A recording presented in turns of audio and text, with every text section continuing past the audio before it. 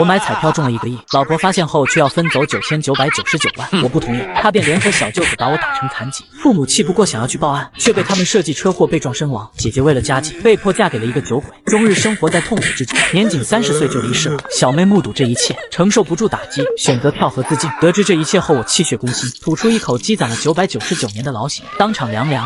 刘小凤，如果你今天不同意8888的彩礼，还有4殿一转的要求，就别想和我姐订婚。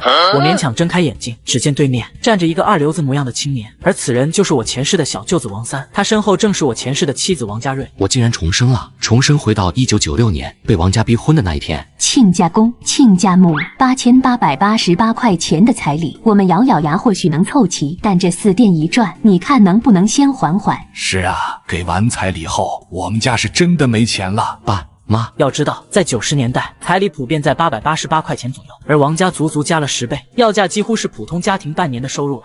你们家有没有钱，那是你们的事，但我姐的嫁妆条件一个子儿都不能少。我姐那么漂亮，根本不愁嫁。实话告诉你，隔壁陈家村的陈老板也想娶我姐。今天这彩礼要是谈不拢，我们就直接去陈家谈了。听王三这么一说，爸妈的神色变得焦虑起来。小峰说过，这辈子非王家瑞不娶。如果因为彩礼导致小峰错失姻缘，那我们就算是死了，心里也不安啊。小三啊，这事我们还可以再商量商量。老东西，别叫我小三，8888的彩礼3天，还有4殿一转，一个都不能少，否则就没得谈。儿子，你怎么了？姓刘的，你敢打人？刘小峰，你疯了！你敢打我弟弟？王家瑞，你没听见你弟弟刚才辱骂我父母吗？你就是这样对待未来公婆的，快向我妈道歉。刘小峰，骂一句怎么了？骂一句又不会掉块肉。你作为姐夫，怎么可以打我弟弟？现在我命令你，快点给我弟弟赔礼道歉。我爸妈都听我弟的话，你要是不把他哄好，这婚就别结了。道歉就免了，你今天不给我分个2000块的红包，你就别想娶我姐。不娶，那就不娶呗。3条腿的蛤蟆不好找，2条腿的女人多的是。听我这么一说，王家4人面色骤变。刘小芳，你这话是什么意思啊？你是不是不想娶我女儿了？我告诉你，我女儿可不愁嫁。你要是这个态度，那我就真的要考虑一下，要不要和你们家结亲了。刘小峰，你知道你自己在说什么吗？我很清楚我自己在说什么，我也很清楚，像你这样只知道听父母、听弟弟，没有自己主见的女人，不能娶，不能娶，不能娶。重要的事情说3遍，听清楚了没？听我这么一说，爸妈也是一脸吃惊。小峰今天这是怎么了？之前还对王家瑞爱得死去活来，妥妥的大舔狗一个，今天怎么变了个人似的？不过这样也好，若要是真的把王家瑞娶过来，以后还不知道会闹出什么事来。刘小峰，你真的不打算娶我了？我爸妈、我弟弟就那点要求，你为什么不能为了我答应他们？大不了婚后我们一起还债。不好意思，我不打算借钱结婚，更不想我爸妈因为我娶了老婆，把一辈子的积蓄搭上去不止，还要欠下巨债。刘小峰，我们这么多年的感情，你就是这样看我的家人的吗？王家瑞，谈生意就谈生意，干嘛搞得跟结婚一样？刘小峰，我最后再问你一遍，你要不要娶我？不娶，不娶，不娶。刘小芳，你看看你家，现在还是1层的泥砖平房，一共就3个房间。你们家这种情况，哪家的姑娘愿意嫁给你？谁说没有姑娘愿意嫁给他？我就愿意。而言，众人的目光齐刷刷地往外望去。周秋南，记得前世周秋南借钱给我，结婚不久后，周秋南的妈妈急需用钱，而当时的我已经小有身价，完全可以救周秋南的妈妈。和王家瑞说起这事，谁知王家瑞一口回绝，甚至还拿离婚做威胁，而最终周秋南的妈妈却因此病逝，失去了唯一亲人的周秋南也离开了这座城市，不知所踪。直到我离世的那一天，周秋南出现在我面前。小峰哥，我从来没有因为你没有出钱救我妈妈，导致我妈妈不治身亡的事怨恨过你。我知道你是身不由己，毕竟嘉瑞嫂子性格比较强势，你又那么爱她。但是我想说，其实我也很爱你。我现在最后悔的是没有在你和嘉瑞嫂子结婚前和你表达我的心意，最后争取一次。小峰哥，说句自恋的话，其实我比嘉瑞嫂子还要好看。听到周秋南说出那淳朴而又直爽的情话，我心如刀割。如今重生归来，我一定不会再辜负这个善良的姑娘了。周秋南，你来干什么？王家瑞，你们不是说你不嫁给小峰哥就没有女孩要他了吗？我来当然是为了嫁给小峰哥。听到这话，在场的所有人目光一愣，纷纷望向周秋南。秋南，别乱说，你小姑娘家的，说要嫁给你小峰哥的话，是要毁了你的名声的。刘婶，我没乱说，我是真心喜欢小峰哥。以前因为小峰哥喜欢王家瑞，他们都要结婚了，我才选择退出。现在小峰哥不娶王家瑞了，我我自然要争取一下。难道你们不愿意我做你们的儿媳妇吗？爸妈听到周秋楠想当自己儿媳妇，心里自然是愿意的。周秋楠父亲走得早，由于我们两家是邻居，平时没少帮忙，所以关系十分亲近。最重要的是知根知底，而且没有婆媳矛盾。小峰哥，你愿意娶我吗？我当然愿意，我现在才看清谁才是真心对我的那个女人。贱人啊，敢和我姐抢男人，看我不打死你！王三，我警告你，如果你敢再动手的话，我就废了你。听我这么一说，王三吓得待在原地不敢动弹。刘晓峰，没娶到我，是你这辈子最大的损失，你会后悔的。王家瑞，从今天起，我和你没有任何关系，带着你的家人给我滚！秋楠，走，我们去找你妈，商量我们的婚事。小峰啊，你们不用说了，我在院子里都听见了。当着你父母的面，我还是想说一句，你这孩子我是看着长大的，我知道你的人品。秋楠嫁给你，我放心，只是这婚礼也不能太草率。周婶，婚礼怎么办？我们都听你的。没错，彩礼你随意，只要我儿子能娶到你家秋楠，让我去卖血凑彩礼，我也愿意。妈，你可别。傻孩子，你放心吧，我又不是王家那两口子，指望着卖女儿发财。彩礼就按我们村的习俗，给888，3金要有，价格你们看着办。至于4店1转，婚后你们自己慢慢攒钱买吧。但是婚礼也不能太简单了，至少要摆20桌酒席。我只有一个女儿，嫁出去也要风风光光。小峰啊，这个要求你能满足吗？没问题，周婶。那就好，有你这句话我就放心了。谈好婚事后，我便回了家。小峰啊，周婶答应把女儿嫁给你，你可要好好珍惜这段婚姻。没错，你以后要是敢欺负秋楠，不用周婶找你麻烦，我第一个不饶你。爸妈，我会一辈子对秋楠好的，以后我赚的钱都交给秋楠管，她说什么我都听她的，让她成为10里8乡最幸福的女人。你这样是不是就是四川人常说的耙耳朵啊？你这丫头哪里学来这些话？小峰啊，接下来有什么打算吗？爸妈，咱家这水泥屋太老旧了，我想重新建一栋洋房，给秋楠当婚房。我这话一出，满屋子的人都愣住。小峰啊，你脑子没发烧吧？怎么净说些不切实际的话？你以为钱是那么容易挣的？爸妈，给我1个月的时间，我刘晓峰保证能挣到5万块钱。不仅如此，我还要让你们都过上人人羡慕的好日子。小峰啊，你也长大了，有自己的主见是好事。这钱你要是真的能挣到，爸妈就不用给你操心了。但是你可千万不能干犯法的事情啊！妈，你放心吧，我凭自己的本事赚钱，保证每一分钱都是干干净净的。童生回到90年代，我采山上没人要的药草拿去卖，村民都笑我连狗都不吃的药草都馋。殊不知，我将靠它赚到第1桶金。第2天一早，我骑着3轮车，带着2个铁桶来到县一中学门口处。小伙子，你这热了吗？是什么好吃的？大哥，我这是纯手工制作的蜜雪冰粉，这大热天要是吃上一份，不仅能清热解暑，还能缓解1天的疲劳。要不要来一份？哦，小伙子，你这冰粉多少钱一碗？1块钱一碗。这么贵，这点钱我买肉吃不消吗？不贵了，我这冰粉是纯手工打造的，还有我这手工珍珠，用的是黑糖和木薯粉熬制的，成本也不低，1元1碗，真没赚什么钱。听我这么一说，人群中的家长开始犹豫起来。说的也是，这东西确实费功夫。好吧，给我来1碗。好嘞。我手脚麻利的拿来冰粉，最后拿来塑料勺子，递给那名家长，一手交钱，一手交货后，这名家长就捧着碗，直接一勺一勺冰粉送进嘴里。太好吃了，入口即化，是妈妈的味道。周围家长看到这一幕，都忍不住咽口水。老板，给我来1碗冰粉，多加珍珠。老板，我也要1碗，多加珍珠，多加红糖水。不一会儿，10几个家长争先恐后的掏钱，我带的60份冰粉在半小时内被抢购一空。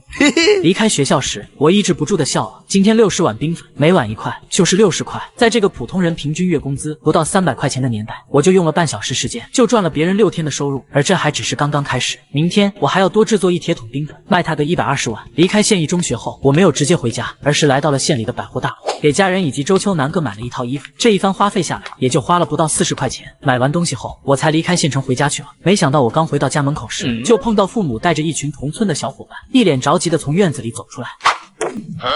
爸妈，你们这是去哪？小峰啊，你回来的正好，你姐在玉米地被人欺负了，你快去救她。什么？姐被欺负了？究竟怎么回事？小峰哥，我刚才路过玉米地，看到小芳姐被一个黄头发的小混混缠着，怕她有危险，就赶紧回来告诉刘叔了。爸妈，你们在家等着，我这就去救我姐。小峰哥，我们陪你一起去。这时我这才注意到，周秋南身后站着的2位青年是我的童年玩伴李胖和李强。好，等救出我姐，我请你们吃饭。小峰哥，我也要跟你一起去。你一个女孩子跟着去干什么？真的打起来，你万一受伤了怎么办？你就留在村里，帮我把东西拿回去，陪着我爸妈，我很快就回来。听我这么一说，周秋南觉得并无道理。那我等你回来。秋南放心吧，我有分寸。我转身带着李胖、李强2人往村外的玉米地走去。你想干什么？我家就住在附近，你要是敢动我弟弟来了，绝对不会放过你的。这玉米地这么大，等你弟弟赶过来，我们生米都煮成熟饭了。你弟弟敢把这件事情宣扬出去吗？我们镇不算大，事情要是传出去，你可就没法嫁人了。你这个混蛋！你笑啊，你笑破喉咙也没人来救你的。哼，敢碰我姐，我废了你！这时一阵怒吼从不远处传来，我们几个迅速围了上去。小子，敢坏我好事，我看你今天是活腻歪了。我踹完一脚还不解气，3步并作2步冲到黄毛面前，一套搏击散打的旋技，冲着黄毛的脸上招呼：“大哥，别打了，我错了，我不知道她是你姐，你就饶了我吧。”不是我姐也不行，你这样的败类，活着浪费空气，我这是替天行道。敢欺负我小芳姐，看我今天不废了你！说话间，李胖、李强也加入了收拾黄发地痞的战场中。大哥，别打了，再打我就拉裤兜里了。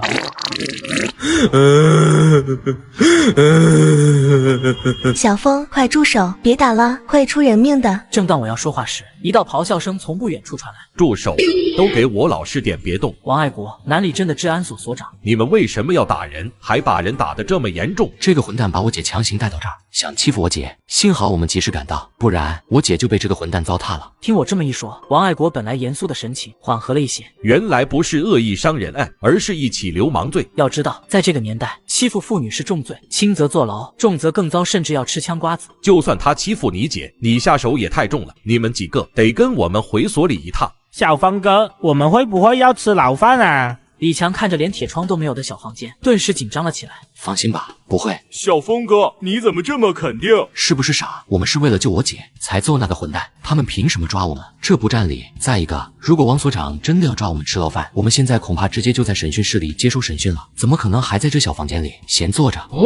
听到我这话，李胖、李强2人脸上露出恍然之色，眼神中也冒出希望的光芒。你小子还挺聪明，这都被你看出来了。就在这个时候，王爱国从门外走了进来。王所长，我姐去哪了？你姐已被送到卫生院检查，只是手受了点轻伤，现在已经回家了。那就好。你怎么不问一下那个被你们打的小子怎样了？王所长，那黄毛现在怎么样了？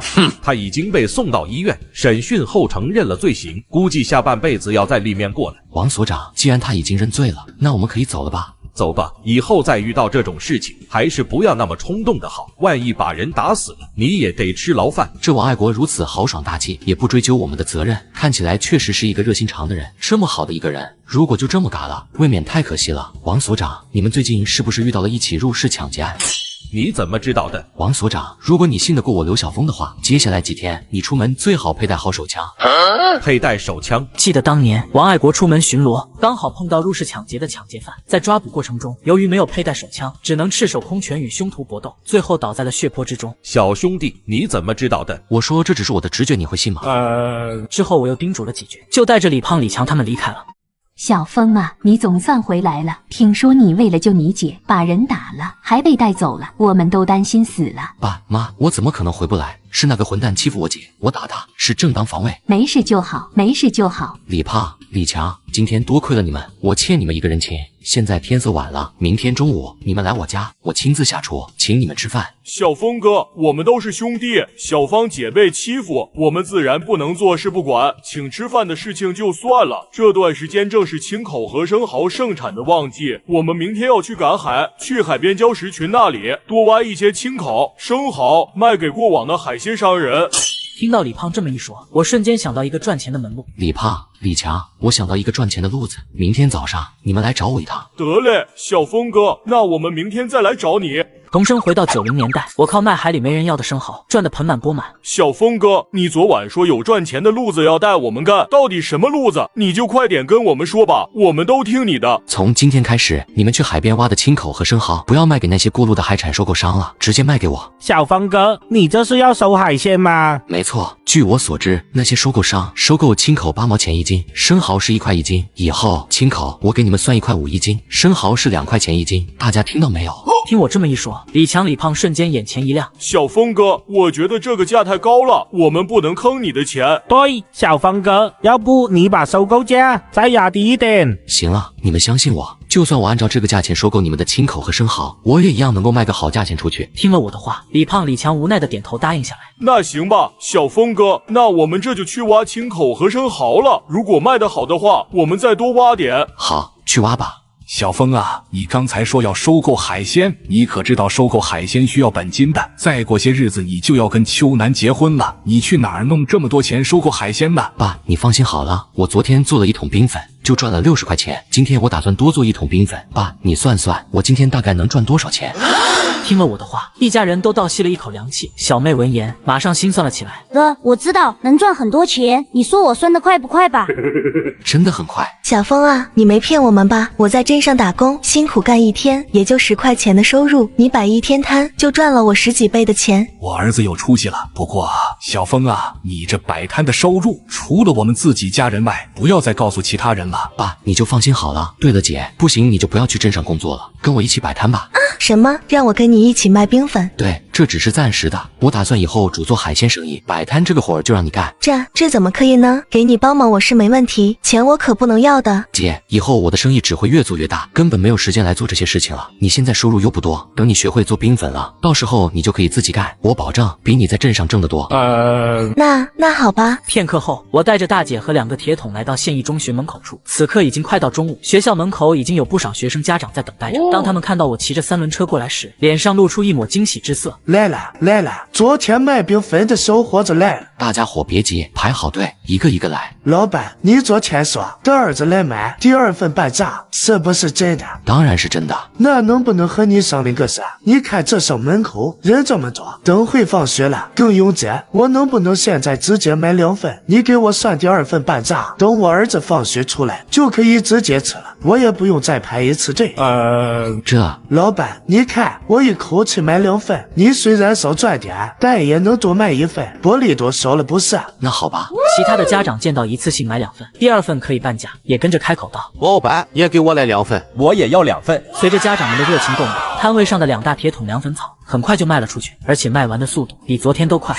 县一中还没放学，我就已经和大姐收摊离开了。姐，今天摆摊的感觉怎么样？太难以想象了，这2大桶冰粉120份的量，居然不到1个小时就卖完了。就是本来我们可以卖120块钱的，现在到手只有90块。听了大姐的话，我自然知道她是怎样想的。姐，你真的觉得第2份半价很亏吗？难道不是吗？第2份半价看似是我们吃亏了，但实际上我们的冰粉制作根本不需要什么成本，但是这样促销活动一起来，却能勾起家长们的购买欲望。本来他们只打算买1碗和孩子们分着吃，现在一口气买2碗了。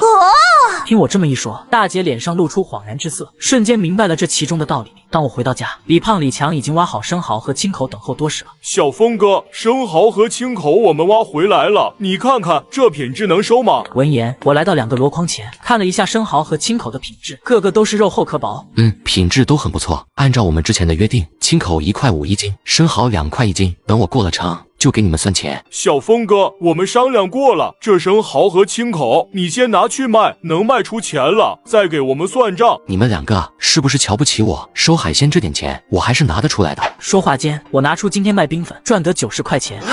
李胖、李强看到我手中的几十块钱，脸上也是露出一抹惊色。小峰哥，你真的赚到钱了！这才只是刚刚开始，往后跟着哥混，保证不让你们一天饿9顿。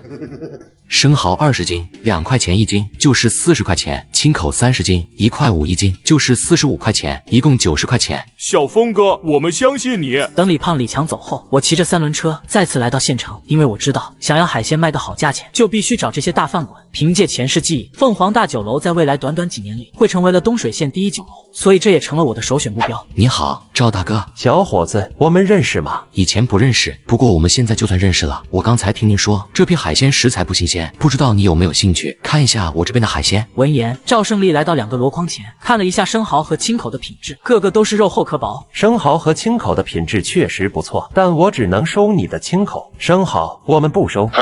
赵大哥，这是为什么？带壳的生蚝，我们酒楼后厨的备菜师傅不会开。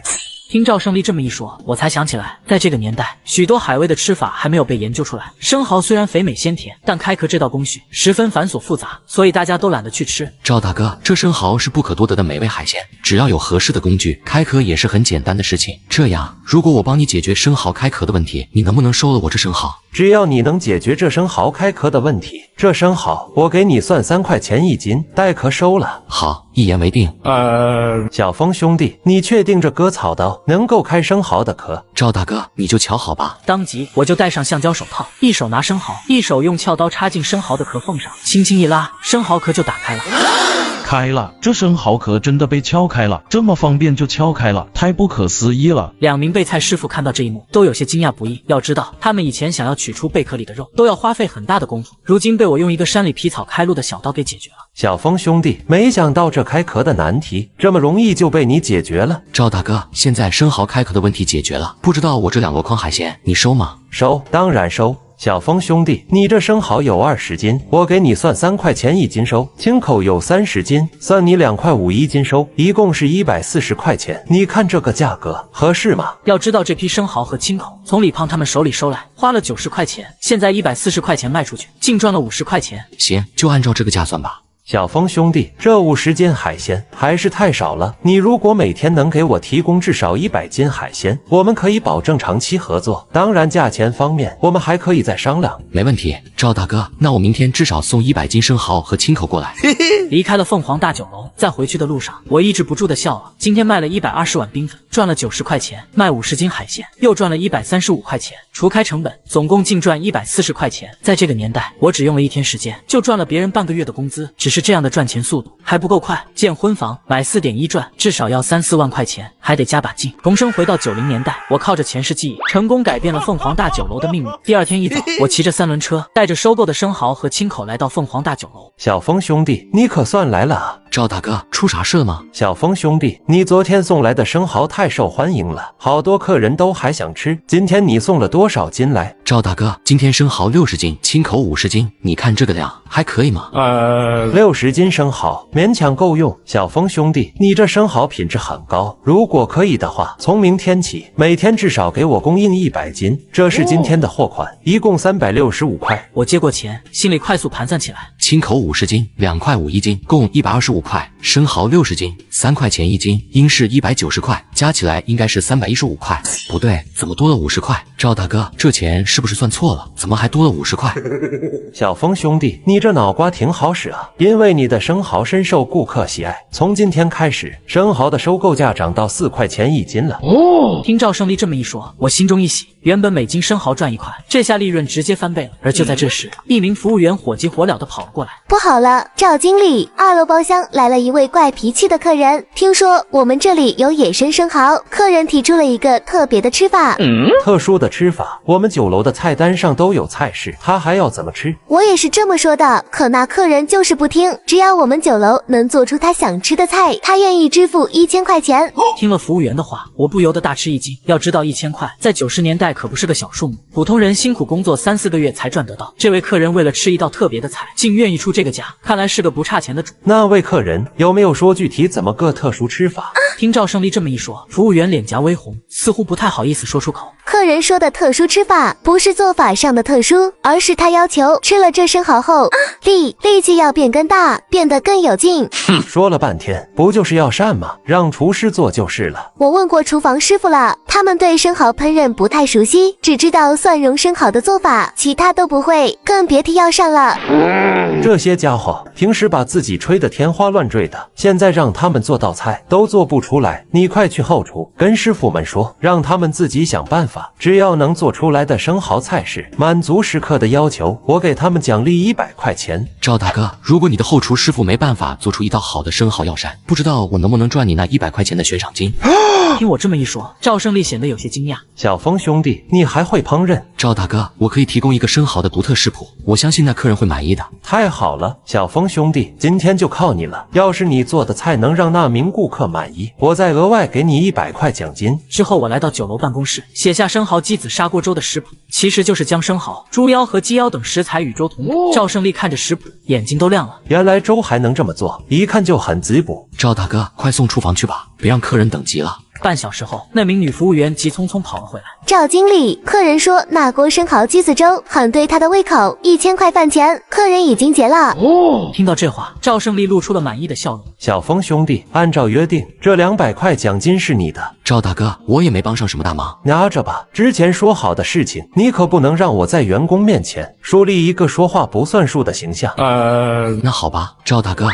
小峰兄弟，我还有个请求，不知当不当讲。赵大哥，有话直说就行。我想在凤凰大酒楼推出这款生蚝鸡子粥，你能不能把菜谱卖给我们？我愿意购买使用权。赵大哥，一个菜谱而已，你直接用就是了，说什么钱？太客气了。对我来说，类似生蚝鸡子粥的食谱多的是，更何况我还记得后世各种网红美食的制作方法，随便推一款都能吸引不少顾客，对凤凰大酒楼和我的海鲜供应都是好事。而就在这时，一个西装革履、面相精灵的男子走进来。赵经理，我那店铺考虑的怎么样了？告诉你，想买我那地方的老板排着队呢，你不要，我可要卖给别人了。郭老板，我已经跟老板提了，他很喜欢，就是价格有点高，你看能不能再降点？不行，赵经理，我那店铺位置绝佳，紧挨百货大楼，人流不断，不愁卖。看在老交情上，我一直在等你，你要是定不下来，我只好另寻买家了。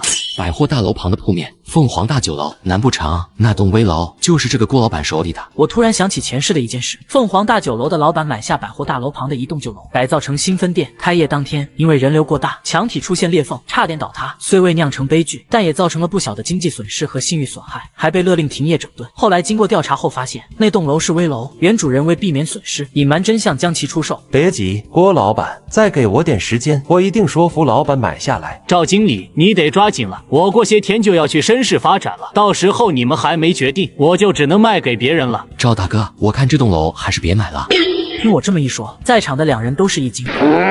小子，你难道不知道别人谈生意的时候不要插嘴的道理吗？道理我都懂，我只是不想看着赵大哥被某些人蒙骗了罢了。小峰兄弟，你说这话是什么意思？赵大哥，那附近的楼都建了20多年，结构是否稳固很难说，买来办公还好，但作为酒楼，人来人往，万一出了问题，后果不堪设想。听了我的话，赵胜利的脸上也露出一抹沉思之色，旋即他就拿出手提电话，走到一边给酒楼老板打去了电话。几分钟后，他走了回来，对郭老板说道：郭老板，我们老板对你的楼很感兴趣，但小峰兄弟提出的安全问题也有道理，不如我们找个施工队检查一下结构安全如何？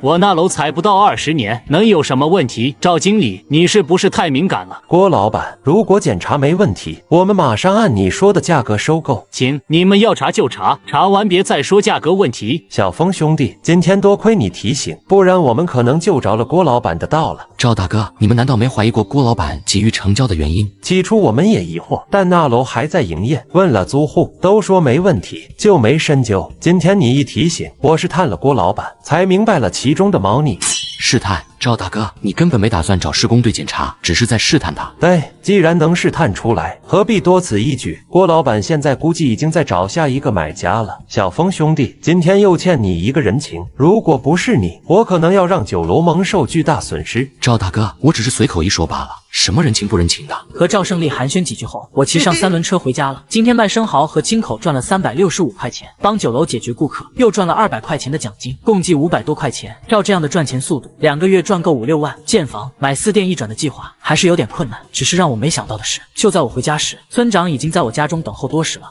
重生回到90年代，我靠着没人要的生蚝日入斗金。可谁知，当我送货回到家，发现村长在我家等候多时了。村长，你咋来了？是有啥事吗？小峰啊，你实话告诉我，这段时间你是不是带着李胖、李强他们在卖海鲜赚钱了？小峰哥，我们也不想说的，是村长一直问我们也是没办法，只好说了。小峰啊，你别怪他们，是我好奇心重，多问了几句。村长，是这样的，我最近确实鼓捣了点小海鲜生意，但保证没干啥违法乱纪的事。小峰啊，你别误会，我今天来就是想跟你商量个事儿。你现在收海鲜赚了钱，如果能行的话，能不能带上村里其他人，让他们也挖生蚝赚点钱呢？至于收购价，你自己看着办就好。我领悟了村长的用意。凤凰大酒楼对生蚝的需求日益剧增，如果带着村民一起挖生蚝，他们挖的越多，我就赚的越多，况且还能帮村里人增加收入。村长，您放心，带着村里叔叔婶婶们挖生蚝赚钱，这事儿我应了。您等下就在村广场上组织一下，每家派个代表，咱们开个会，细说一下。太好了，那我这就去张罗。半个小时后，广场上就聚满了各个家的代表。村长，你把我们召集过来，是有啥大事吗？对呀，村长，有啥事快点说嘛，我还要回去做梦娶媳妇呢。各位乡亲，今天我们聚在一起，是关于我们村的共同富裕大计。这位刘晓峰同志现在做海鲜生意赚了钱，想带着大家一起挖生蚝，共同发家。下面让小峰同志给大家讲两句。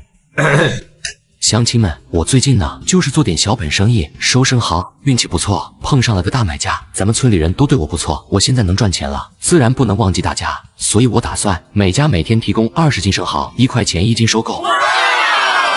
听我这么一说，村民脸上都是露出一抹喜色，纷纷七嘴八舌的讨论起来。一天20斤，1块钱1斤，那不就是一天20块钱，一个月600块啊，比打零工强多了。对呀，挖20斤生蚝还是蛮轻松的。小芬啊，你说的是真的吗？真按1块钱收？大家放心好了，小峰这里有我给大家担保，绝对不会欺骗大家的。那这货款怎么结算？1天1结。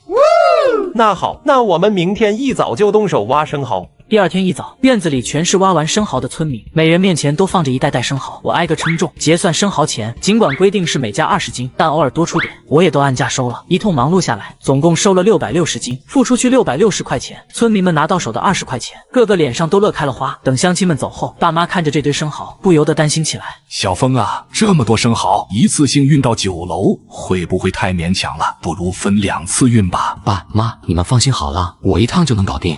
片刻后，我踩着脚踏3轮车，在乡村小道中穿梭着，不一会的功夫，就已经是汗流浃背。这么毒的太阳，要是每天都这样人力送货，身体吃不消，而且生蚝长时间离开水容易死掉。看来是时候考虑买辆摩托3轮车了。1个小时后，我骑着3轮车到了凤凰大酒楼，刚靠近就被几个不认识的家伙拦下。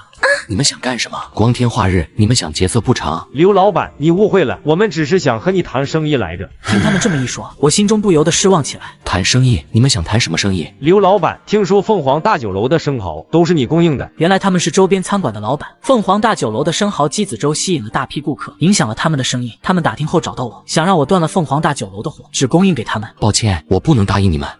为什么？生意得讲诚信，我跟凤凰大酒楼合作在先，不能说断就断。刘老板，生意场上价高者得，如果我们出更高的价呢？就算你们出高价，我也只能分一部分给你们，让我断了凤凰大酒楼的货，我做不到。说得好，诚信经营才是王道，靠挖墙脚绝非长久之计。听到这道声音，那些餐饮老板的脸色都是一变。各位，你们要和小峰兄弟谈生意，我没意见，但要他断了我们凤凰大酒楼的供货，这不太合适吧？赵经理，你不用在这里跟我们讲大道理，我们这样做也是被你们凤凰大酒楼逼的。看来大家对我们新推出的生蚝鸡子粥都有点意见啊。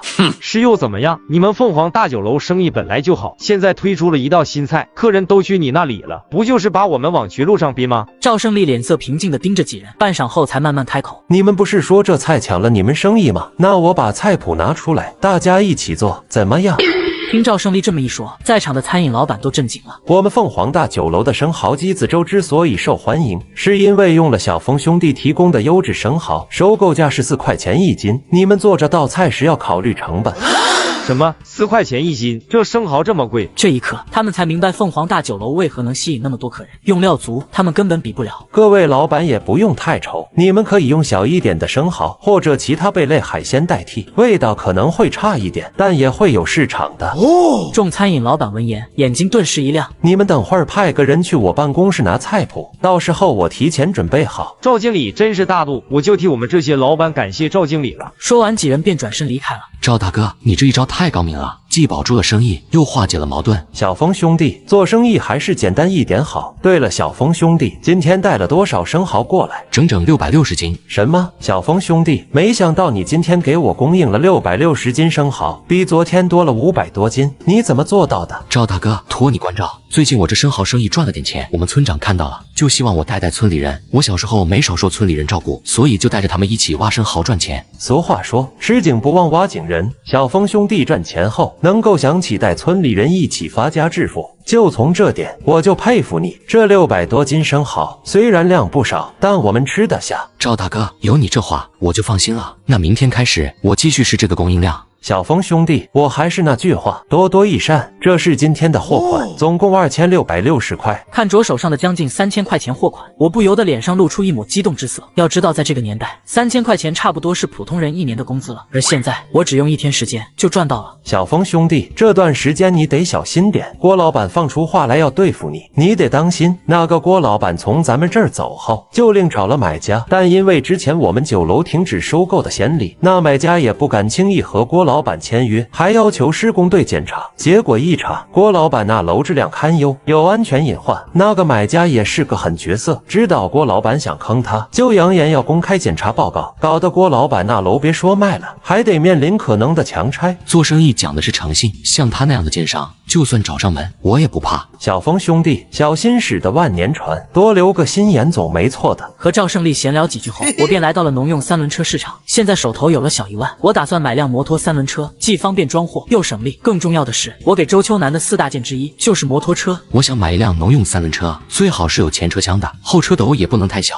这位老板，按照你的需求，恐怕就只有非彩牌的3蹦子能满足你了。这非彩牌3蹦子烧的是柴油，劲大，马力足。这车多少钱？3600块钱。这车我买了。离开交易市场，我驾驶着新买的非彩3轮车，满心欢喜地向家中驶去。只是我不知道，当我开车回到家，一场令人不悦的事件即将上演。重生回到90年代，我用卖生蚝的钱买下全村首台3蹦子，直接引得全体村民驻足围观。小峰啊，这崭新的3轮车是怎么回事？周婶子，你选的这个未来女婿真不错，还没正式娶进门，一拽就给你们家秋楠送来了。别乱说，我没让小峰婚前必须准备4大件，这些等秋楠嫁过去，他们小2口自己慢慢置办。小峰啊，你这是……周婶，你肯把秋楠嫁给我，我很感激。虽然你们要求4店1转，但我不能委屈了秋楠不是，所以我暗自发誓，结婚之前一定要给秋楠凑齐这4店1转。我要让大家知道，你把秋楠嫁给我的决定是对的，秋楠一定会幸福的。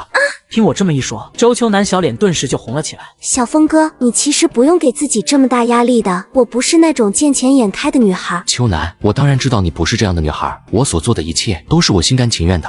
小峰哥，这么多人呢，你不要说这种羞人的话。管他们呢，我给自己媳妇买点东西，怎么了？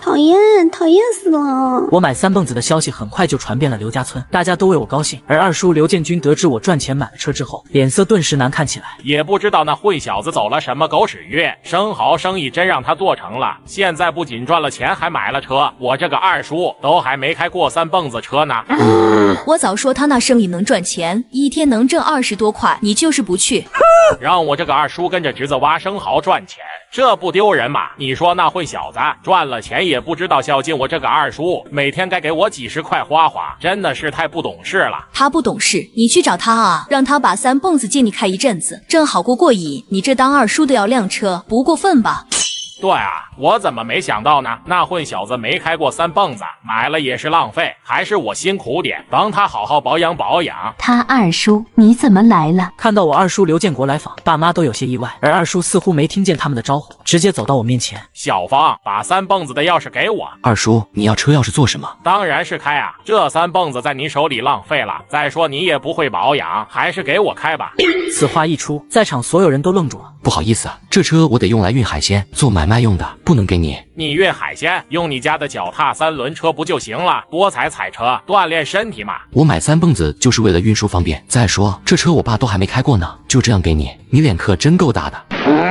小兔崽子，你怎么和我说话呢？没大没小。大哥，你看你儿子被你教育成什么样了？不像我儿子小浪，已经是国营厂的小组长，我女儿小云也要当班主任了。我们家可没欠你什么，相反，堂弟和堂妹上大学的学费还是借我们家的，这么多年了，也没听说他们打算还钱。二叔刘建军好吃懒做，根本没钱给子女上大学，于是就找到了我爸借钱供他们读书，但他们毕业后却像白眼狼一样，别说还钱，连节假日都没来问候过。你这孩子，我现在说3蹦子的事情，提什么学费不学费的？小芳啊，既然3蹦子不愿意给我，那每天给我30块的生活费总可以吧？我冷笑一声，二叔见我不搭理他，脸色难看起来。刘小峰，你那3蹦子钥匙到底给不给我？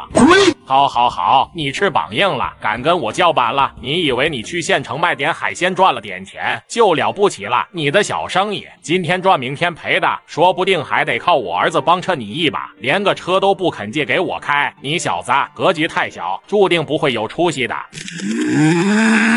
而就在这时，父亲刘建国愤怒地说道：“我儿子将来怎样与你无关，你给我滚出去！我家不欢迎你！”刘建军没有想到，平日里老实憨厚的大哥，此刻居然会对他发这么大的火。老大，你就惯着你儿子吧，我就等你儿子生意亏了后，还能不能像现在这么嚣张？说完这话，一溜烟跑没影了。小峰他爹，别跟他计较，再气坏了身体，不值得。哼！老二那家伙没点良心，这样说我的儿子，这哪像是亲兄弟？以后我们家不和他们家来往了。对，不和他们来往了。等我以后赚了钱，建了房，让他们羡慕去吧。第二天一早，我带着收购的650斤生蚝再次来到凤凰大酒楼。过程后，赵胜利将650斤生蚝钱给了我。小峰兄弟，2600块，你点一下，看有没有错。不用数了，赵大哥，我信你。小峰兄弟，你那生蚝鸡子粥给我们酒楼带来了不少客人，你那儿还有没有其他新奇的菜谱？新奇的菜谱？小峰兄弟，实话跟你说吧，这是我老板的意思。你那生蚝鸡子粥不仅在我这家店火了，其他分店也成了招牌菜。老板说你是餐饮界的人才，如果有好的新菜谱，他愿意高价购买。赵大哥，那道菜谱也是巧合，我哪有什么新菜谱？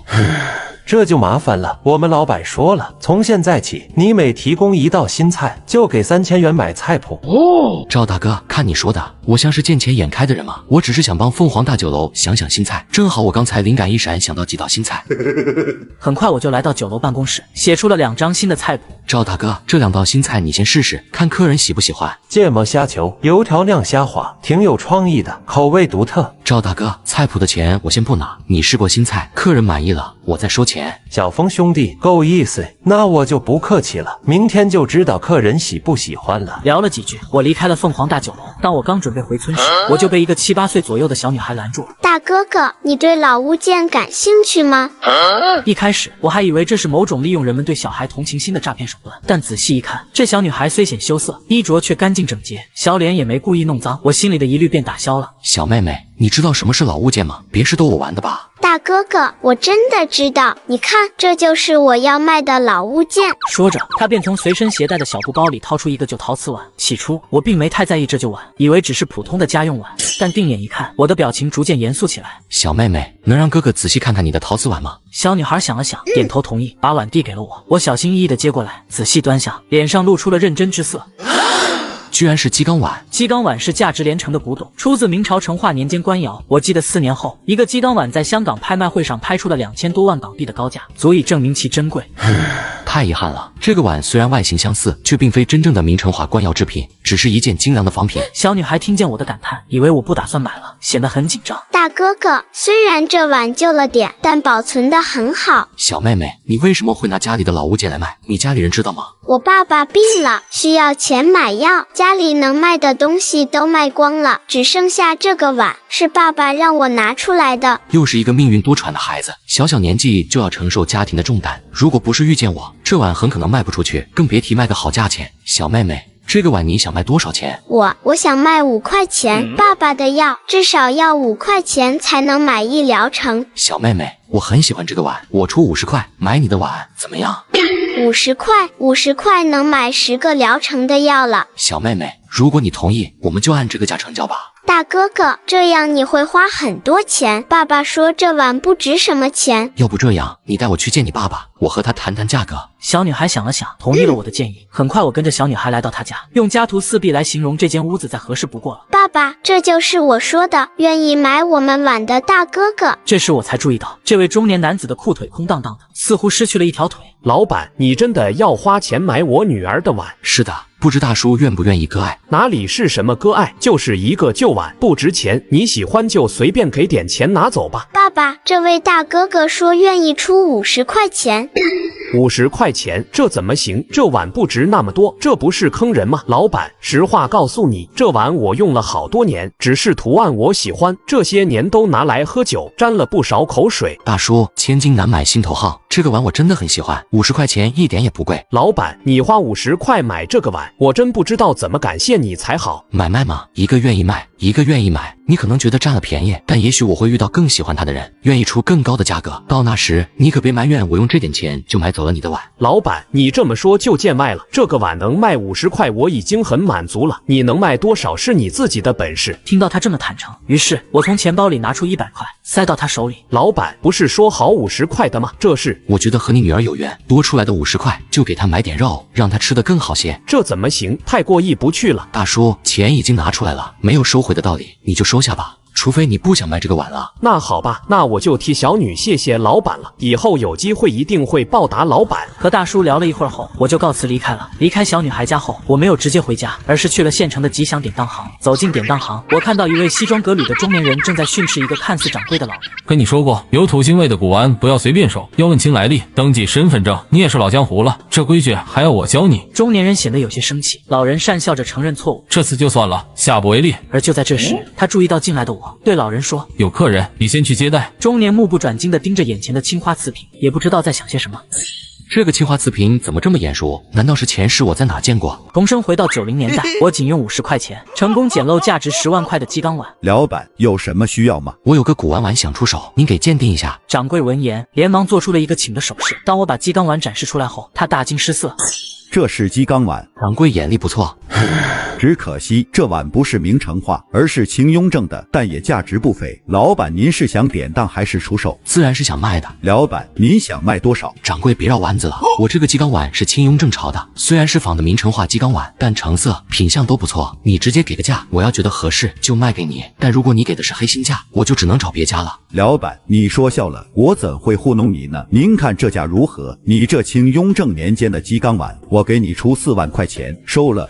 我轻笑一声，做事准备把鸡缸碗收起来。老掌柜见状，顿时急了：“5万，我出5万。”我还是不理他，继续收拾鸡缸碗。6万块钱，老板不能再多了。哼，都说吉祥典当行是县城最大、最知名、最有眼光的典当行，没想到这里的掌柜的眼力不行啊。说完，我便转身准备离开，而就在这时，不远处的西装男人坐不住了：“这位小兄弟，请留步。”怎么，你们吉祥典当行的人买卖做不成，就想要强抢吗？小兄弟，你说笑了，我们吉祥公司怎么可能做那种事？我叫何东，是这吉祥公司的老板，我的员工权限不够，不敢开出太高的价格，怕看走眼了。你如果不介意的话，让我看看这鸡缸碗，我来给你定价。我瞥了对方一眼，想了想，才重新走过来，把碗放到了桌子上。我之所以答应再给何东一次机会，是因为这个叫何东的老板在前世也算是个不错的商人，开珠宝行、做建材生意赚了钱后，拿出不少钱资助一些贫困学生读书，人品还算不错。确实是清雍正年间的鸡缸碗，小兄弟，我出价10万元收了，你看这个价格可以吗？虽说这鸡缸碗价值不菲，但这里毕竟只是个小县城，能出得起10万块钱买这碗的老板，应该也不多了。行，何老板，这件鸡缸碗归你了。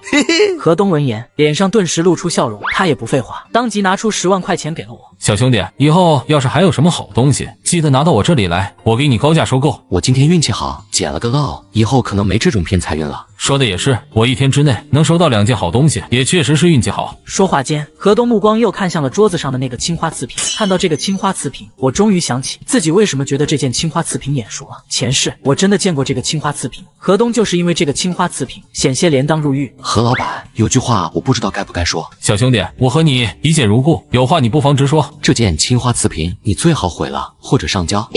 听我这么一说，何东脸上的笑容顿时僵住。小兄弟，你这话是在逗我吧？这青花瓷瓶可是唐朝的，值大钱呢，你让我把它毁了？何老板，这东西来历不明，万一惹出麻烦，你可解释不清。来历不明，小兄弟，你是怀疑这瓷瓶是从地下挖出来的？我微微点头，没直接说。何东的脸色变得严肃起来，他扭头望向那名老掌柜：“老王，那几个卖你青花瓷瓶的人是哪里的口音？”老板，那几个卖我青花瓷瓶的人好像是北方口音，说是北方来的商客。这青花瓷瓶我也问过他们来历，他们说是祖传的。哼，祖传，土味还在，怎么可能？这东西来历不明，不能留在典当行里，还是上交了吧。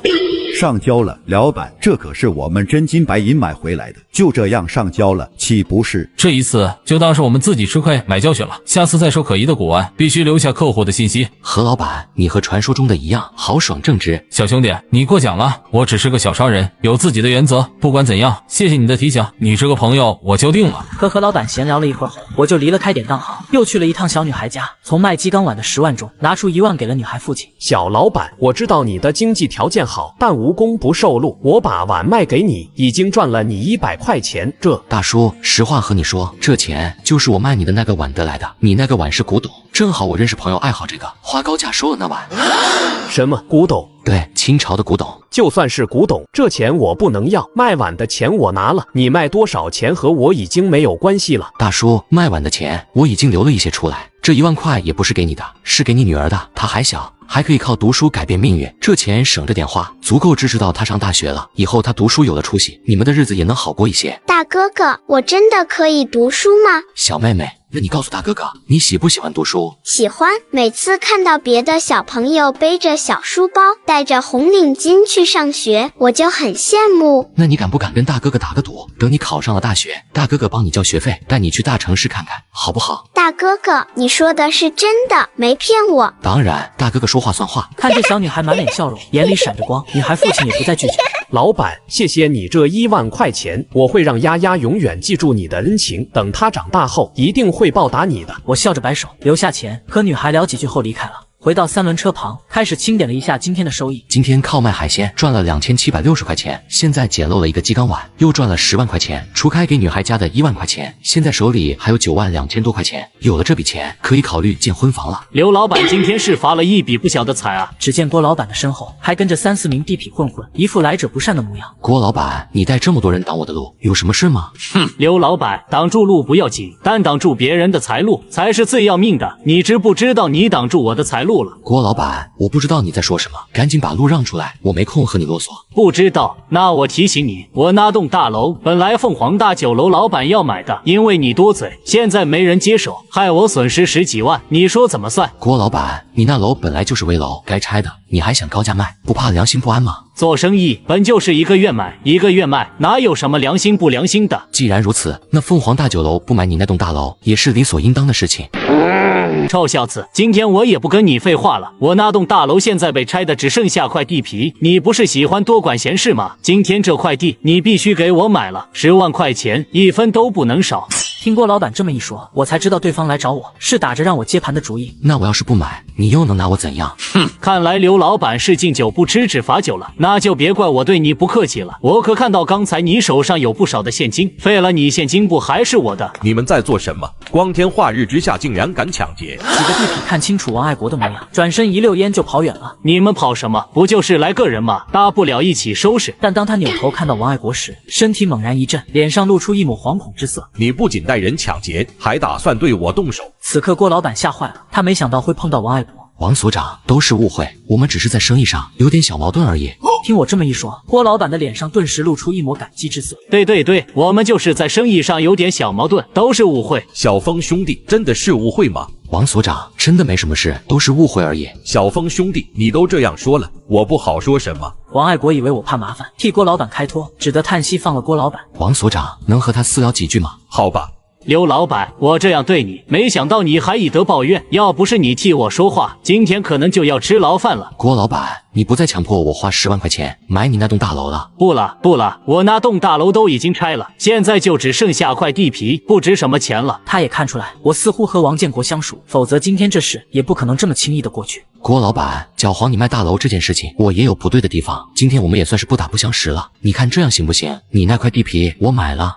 什么？你要买我那块地皮？我点了点头。之所以我决定收购郭老板的这块地皮，是因为它潜在的价值远远超过了那栋旧楼。上一世，这块地皮被纳入了城市规划图中，顿时身价翻了不知道多少倍。刘老板，我这样对待你，你居然还愿意花钱买我的地皮？郭老板，我之所以愿意买你的地皮，但价格肯定不能按整栋楼的价值来计算，这一点你需要理解。当然，地皮的价格自然无法与楼带的相比。郭老板，你对这块地皮的心理价位是多少？不妨开个价，如果合理，我就接受。刘老板，我的地皮大约有600平方米，若以每平方米50元计价，3万元卖给你如何？听了郭老板的话，我陷入了沉思。江东市虽小，其下属小县城的地价也不高。郭老板以每平方米50元的价格出手，符合市场行情。郭老板就按每平方米50元的价格，这块地皮我要了。刘老板，你真的愿意以3万元的价格收购我的地皮？怎么？你不乐意？乐意，当然乐意。这是1万元定金，余下的2万元待完成土地转让手续后再付清。没问题，刘老板，那我们2天后再见。小峰兄弟，那人找你麻烦，你不追究，还买他地皮。王所长，生意场上没有永远的敌人，只有看利益。这块地皮值这个价，我就收了。说的没错，不管什么仇怨，能这样解决，也确实可以。对了，王所长，你今天特意来找我，是告诉我那个欺负我大姐的混蛋已经进去的是吗？那人早就进去了，我今天来不是为了这件事。王所长，那你今天来找我是为了什么事？重生回到90年代，我用前世的记忆改变了帽子叔叔的命运。小峰啊，你真的太神了！如果不是你上次提醒我巡逻的时候佩戴手枪，恐怕我这命早就没了。王所长，只要你人没事就好。小峰啊，你的直觉一直都那么准吗？王所长，你有什么话不妨直说。小峰啊，那我就直说了。这次入室抢劫案破了后，我得到了上面的嘉奖。县城的朋友告诉我，我可能要升职。王所长，这是好事啊！你怎么看起来不是很开心的样子？我现在在南离镇当所长，如果调到县城，虽然晋升机会更大，但我已经快40岁了，很可能这辈子就在县城当个队长了。小峰啊，你的直觉这么准，我也有些迷茫，你给个参考。王所长，我的直觉告诉我，你应该去更大的舞台，才能展现你的才华。小峰啊，你的意思是我应该去县城？我点头，笑而不语。王爱国心中有了考量。第2天一早，我刚起床洗漱，就看到李胖和李强跑到我家院子中。你们俩这么早就去海边挖生蚝？小峰哥，最近沙滩上有好多大蛏子，每个都有8丈长，我们想知道你收不收蛏子？对，如果你收，我们就挖一些。8丈长的蛏子。听到这话，我眼睛一亮。挖蛏子比挖生蚝麻烦，价格自然也高，尤其是蛏子王，价格居高不下，在县城简直是供不应求。如果真像你们说的那样，8丈长的有多少我要多少，并且收购价我给你们4块钱一斤。4块钱一斤。李胖、李强眼睛一亮，他们挖生蚝也就2块钱一斤，而蛏子是4块钱一斤的话，那足足多了1倍的收购价。小峰哥，我们今天上午就给你挖100斤回来。等李胖、李强走后，我便找到父母商量买地建房的事情。爸，你帮我问问村里谁想卖地，等我送货回来去跟他们谈谈价钱。你要买地，你买来干什么？爸妈，我和秋楠就要结婚了，我想在结婚前给秋楠建一栋婚房，让她风光的嫁进来。好样的，这才是我刘建国的儿子。等会我就去村里问问，看哪家愿意卖地。建婚房是好事，但不用找村里人买地，咱们家里不就有的吗？咱家还有地，我怎么不知道？你当然不知道，老爷子快去世时，我担心老二家盯上这块地，所以趁他清醒时，我就找村长、村干部和宗族老人做了公证。现在老爷子那块地已经记在你名下了。孩子他妈，还是你厉害，这样儿子的婚房宅基地就有了。我们等会先过去圈地，让大家知道我们家要建婚房了。很快就到了上午，村民们陆续送来挖好的生蚝，李胖、李强的箩筐中装着几十斤蛏子。你们俩真厉害，今天你们总共挖了70斤蛏子，按4块钱一斤，总共280块钱，你们拿好。我数出280块钱，递给李胖和李强。还是老规矩，我给你们的蛏子收购价，别乱说，别人问起就说2块钱一斤，明白吗？小峰哥，你放心，我们嘴巴严着呢。我微微点头，他们确实守口如瓶。待村民走后，我开着3蹦子来到了凤凰大酒楼。小峰兄弟，今天送了多少斤生蚝来？赵大哥，今天待客生蚝共650斤，挖好肉的20斤，并且我带来些好东西，你看看要不要？赵胜利闻言眼睛一亮，那我得看看到底是什么好东西。说话间，他看向3轮车。Oh my god， 这些蛏子怎么这么大？你挖到蛏子王的窝了？怎么样，赵大哥，这蛏子你收不？收，当然收。这么好的蛏子，有的是客人点。那这个蛏子的收购价怎么算？6块钱一斤，怎么样？行，6块钱一斤就6块钱。称完重后，赵胜利将货款给了我。小峰兄弟，650斤生蚝是2600块钱，新鲜肉6块钱一斤是120块钱，蛏子按6块钱一斤是420块钱，一共是3200。小峰兄弟，你点一点看对不对？不用点了，赵大哥，我相信你。小峰兄弟，你这橙子品质很好，如果还有，我继续收，还是这个价。除此之外，其他海鲜我也收。行，我回去后看看我们村海域还有什么好海鲜。对了，赵大哥，你们酒楼通常怎么烹饪橙子？当然是用青椒和豆豉炒，这是很常见的做法。哦，小峰兄弟，你是不是有什么新吃法？很快我就再次来到酒楼办公室，写出了2道新菜谱。赵胜利看到我写的2道菜做法后，脸上露出惊讶之色。Oh my god！ 酱爆橙子、凉拌橙子，小峰兄弟，酱爆橙子看起来很好吃，但凉拌橙子做法特别，会有食客喜欢吗？赵大哥，我不敢保证酱爆橙子有多火爆，但凉拌橙子一定能大卖。小峰兄弟，你这么有信心？当然。小峰兄弟，既然你说凉拌橙子能火，我完全相信你。这期10斤橙子全用来做凉拌橙子。对了，小峰兄弟，这是这2000块钱你拿着。赵大哥，这是……小峰兄弟，按我们之前的约定，你每想出1道新菜，我们凤凰大酒楼就以1000块钱的价格买断菜谱。哦，听赵胜利这么说，我不再推辞，收下买断菜谱的钱。离开凤凰大酒楼后，我没立即回家，而是去了县城的百货大楼，给周秋楠和家人各买了1台冰箱。这一番花费下来，也就花了1200块钱。今天赚了5140元，现在花费1200元。剩余3940元，这样的收入以前我连想都不敢想。买完东西后，我驾车向刘家村驶去。当我回到家，便有不少村民围了过来。小峰啊，你这车上拉的什么？怎么这么大物件？2台冰箱，给家里放1台，秋楠家放1台。听我这么一说，村民都是大吃一惊。要知道1台冰箱的价格不便宜，可能要花掉寻常老百姓好几个月的收入。况且我一下就买了2台，村民一个个羡慕不已。小峰哥，你买台冰箱给我家。不行，我不能要。冰箱不是给你的，是给周婶的。这几天她和我妈撬生蚝肉，一直说要冰箱冰海鲜，正好我家也要买，就一起买了。你这孩子，我们只是念叨几句，不是真要冰箱。这冰箱应该结婚后买新房里的。你现在买2台，得花多少钱？是啊，小峰哥，太浪费钱了。买了不能退，早买早享受。小峰哥，要不这样，我们家那台冰箱先放我家用着，等我们结婚后再搬到我们屋里去。周秋楠并不知道我要建新房，以为婚后就住在我家院子里。行，听你的。我嘴上虽然这样说，但心里已经决定了，等婚房建好后，要在婚房里重新置办4殿，还有全套的红木家具，一定要风风光光的将周秋楠娶进门。与此同时，荔枝园陈老板来到前妻王家瑞院子中，说吧，娶你们女儿需多少彩礼？还有什么条件？养女儿不易，至少要8888元彩礼。可以，还有吗？要有婚房和4殿一转，女儿娇生惯养，不能住差地方。婚房要有电视、洗衣机、空调、冰箱。这条件合理。我有栋刚建2年的洋房，可当婚房，电器去年买的，几乎没用过，满足4殿要求。至于一转，我有新车就不用再买了。还有其他条件吗？陈老板，娶我姐要给我1888元小舅子红包。我和姐一起生活多年，突然嫁到你家，我家就剩我一个。这要求合理。1888元小舅子红包我给。哦，姐夫，你真豪气，姐嫁给你，我们10万个放心。没错，嘉瑞嫁给你是福气。你呢？你有什么要求？见陈老板答应父母弟弟条件，王家瑞以为对方好拿捏，他装乖乖女模样。我没什么要求，听父母安排。既然都无要求，我说一下，你们女儿嫁给我需遵守婚前协议。听陈老板这么一说，王家瑞父母一脸吃惊。婚前协议？我先说一下我的情况，我今年40岁，离过婚，家里有1儿1女。你们女儿嫁过来也不用生孩子，照顾好我子女就行。婚后我每个月会给她一笔生活费，除此之外，我的生意、我的钱都由我自己管理，她不用插手。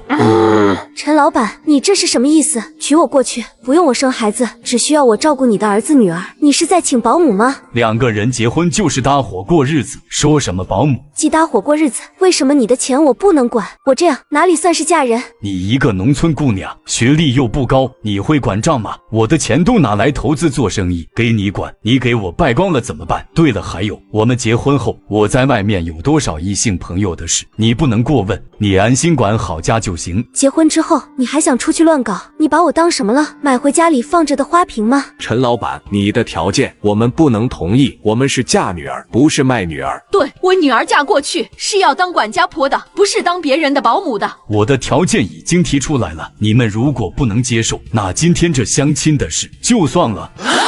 一听陈老板说相亲的事作罢，王家瑞父母顿时就紧张起来了。他们好不容易碰到一个有钱的女婿，哪肯轻易放弃了？算就算，我在外面有大把的男人追，不差你一个。哼，既然如此，这顿饭不用吃了。别以为有点姿色就能吆喝，漂亮姑娘多的是。说完转身往外走去。嘉瑞啊，你这脾气就不能改一改？陈老板那么有钱的人都被你气跑了。就是他不给你管钱，你就不能等结婚后偷偷藏私房钱吗？我看你的脾气是被刘晓峰惯坏了。别提刘晓峰，这事和他没关系。现在你气跑陈老板，和刘晓峰订婚也黄了，接下来你打算怎么办？就我这样的美貌，没陈老板和刘晓峰，难道找不到有钱人嫁了？陈老板居然不娶你，要不你回去找刘晓峰。我听说现在刘晓峰开始做海鲜生意了，而且还买了3蹦子，每天运几百斤生蚝到县城卖，听说一天就能赚上1000块钱呢。什么？刘晓峰真发财了？如果是真的，我们可以重新考虑一下他。恐怕不行啊，现在刘晓峰和周秋楠已经订婚了，想让他回心转意恐怕有点难。弟弟，这你就不懂了，我和刘晓峰这么久，肯定是了解他的，只要我装可怜，哭几滴泪，保证他会哭爹喊娘的和我复合。女儿，爸妈后半辈子生活可全靠你了，你现在就去把刘晓峰抢回来。上集说到，我用卖生蚝赚的钱给未婚妻周秋楠买了一台冰箱，结果前女友得知后跑过来求复合。王家瑞，你来做什么？刘晓峰，你这是什么态度？我一个女孩子主动来找你，你应该高兴才对。高兴？我为什么要高兴？是高兴我跟你已经没有关系了，你来找我只会让我未婚妻误会。你未婚妻？你是说周秋楠那个臭丫头哪里配得上你？我今天来就是告诉你，你赶紧和周秋楠退婚，然后备好彩礼娶我。还有你的3蹦子，我爸很喜欢，你明天就送到我家里去。另外，听说你现在弄了个海鲜批发的生意，这生意我弟弟也看上了，你作为他的未来姐夫，就应该帮帮他。这海鲜生意你别做了，给他做吧，等他赚了钱后，自然会孝敬你的。我眉头微挑，像看白痴一样看着王家瑞。这个女人该不会还以为我会回头求她结婚吧？刘晓峰，你哑巴了？听完我的话，不知道应一声。王家瑞，你是不是还没睡醒？你以为你是谁？你有什么脸让我和周秋楠退婚，然后娶你？刘晓峰，你够了！你居然敢对我说这么难听的话！哼，更难听的话我还没说出来呢。我真不知道你哪来的脸，居然敢跑过来和我要这样的。我的3蹦子是我自己赚钱买的，跟你爸有啥关系？我还要送你家，你怎么不去抢？我生蚝生意做得好好的，为啥给你弟？就凭他脸大？别说我们没关系，就算有，也是我生意。你是脑子被驴踢了，还是根本就没长脑子？刘晓峰，你太过分了，你怎么能这样说我？看到王家瑞要哭，我脸色淡然，甚至想笑。前世看到他梨花带雨，我可能没招，但现在我知道他只是绿茶眼泪，无论他怎么哭，我心中不会有波动。王家瑞，你什么样？我很清楚，别在我面前演戏了。果然，听我这么一说，王家瑞挤出的眼泪顿时就收了回去。刘晓峰，你真不肯和周秋楠退婚，娶我吗？王家瑞，我最后说一遍，我们已经没关系了。我爱的人是周秋楠。我爱你，周秋楠，我爱你，周秋楠，我爱你，周秋楠。好，刘晓峰，你给我等着，你会后悔的。等王家瑞走后，我便找到父母商量建房子的事情。小峰啊，刚才你在和谁说话呢？怎么这么吵？是王家瑞。听了我的话，父母顿时一脸震惊。他这个时候来做什么？小峰啊，你现在已经和秋楠订婚了，这个时候你可千万别念旧情。王家瑞这个女人不适合你。妈，你想哪里去了？我是真心喜欢秋楠，我这辈子非秋楠不娶，别的女人我想都不会想。小峰啊，你能这样想，我就放心了。对了，建房的事情村长已经同意了，建房手续这几天就会办理。那太好了。小峰啊，建房子的施工队，你打算去镇上找，还是就近找村里的？就找村里的华强吧。村里的施工队实际上是村长的儿子带领的，毕竟这个钱谁赚都是赚，不如卖村长一个面子。找村里的施工队好，我们赚钱了，也该让乡亲们赚点，共同富裕。我点头答应，随即出门前往村长家。只是我刚出门不久，一辆轿车径直的向我家院子驶来。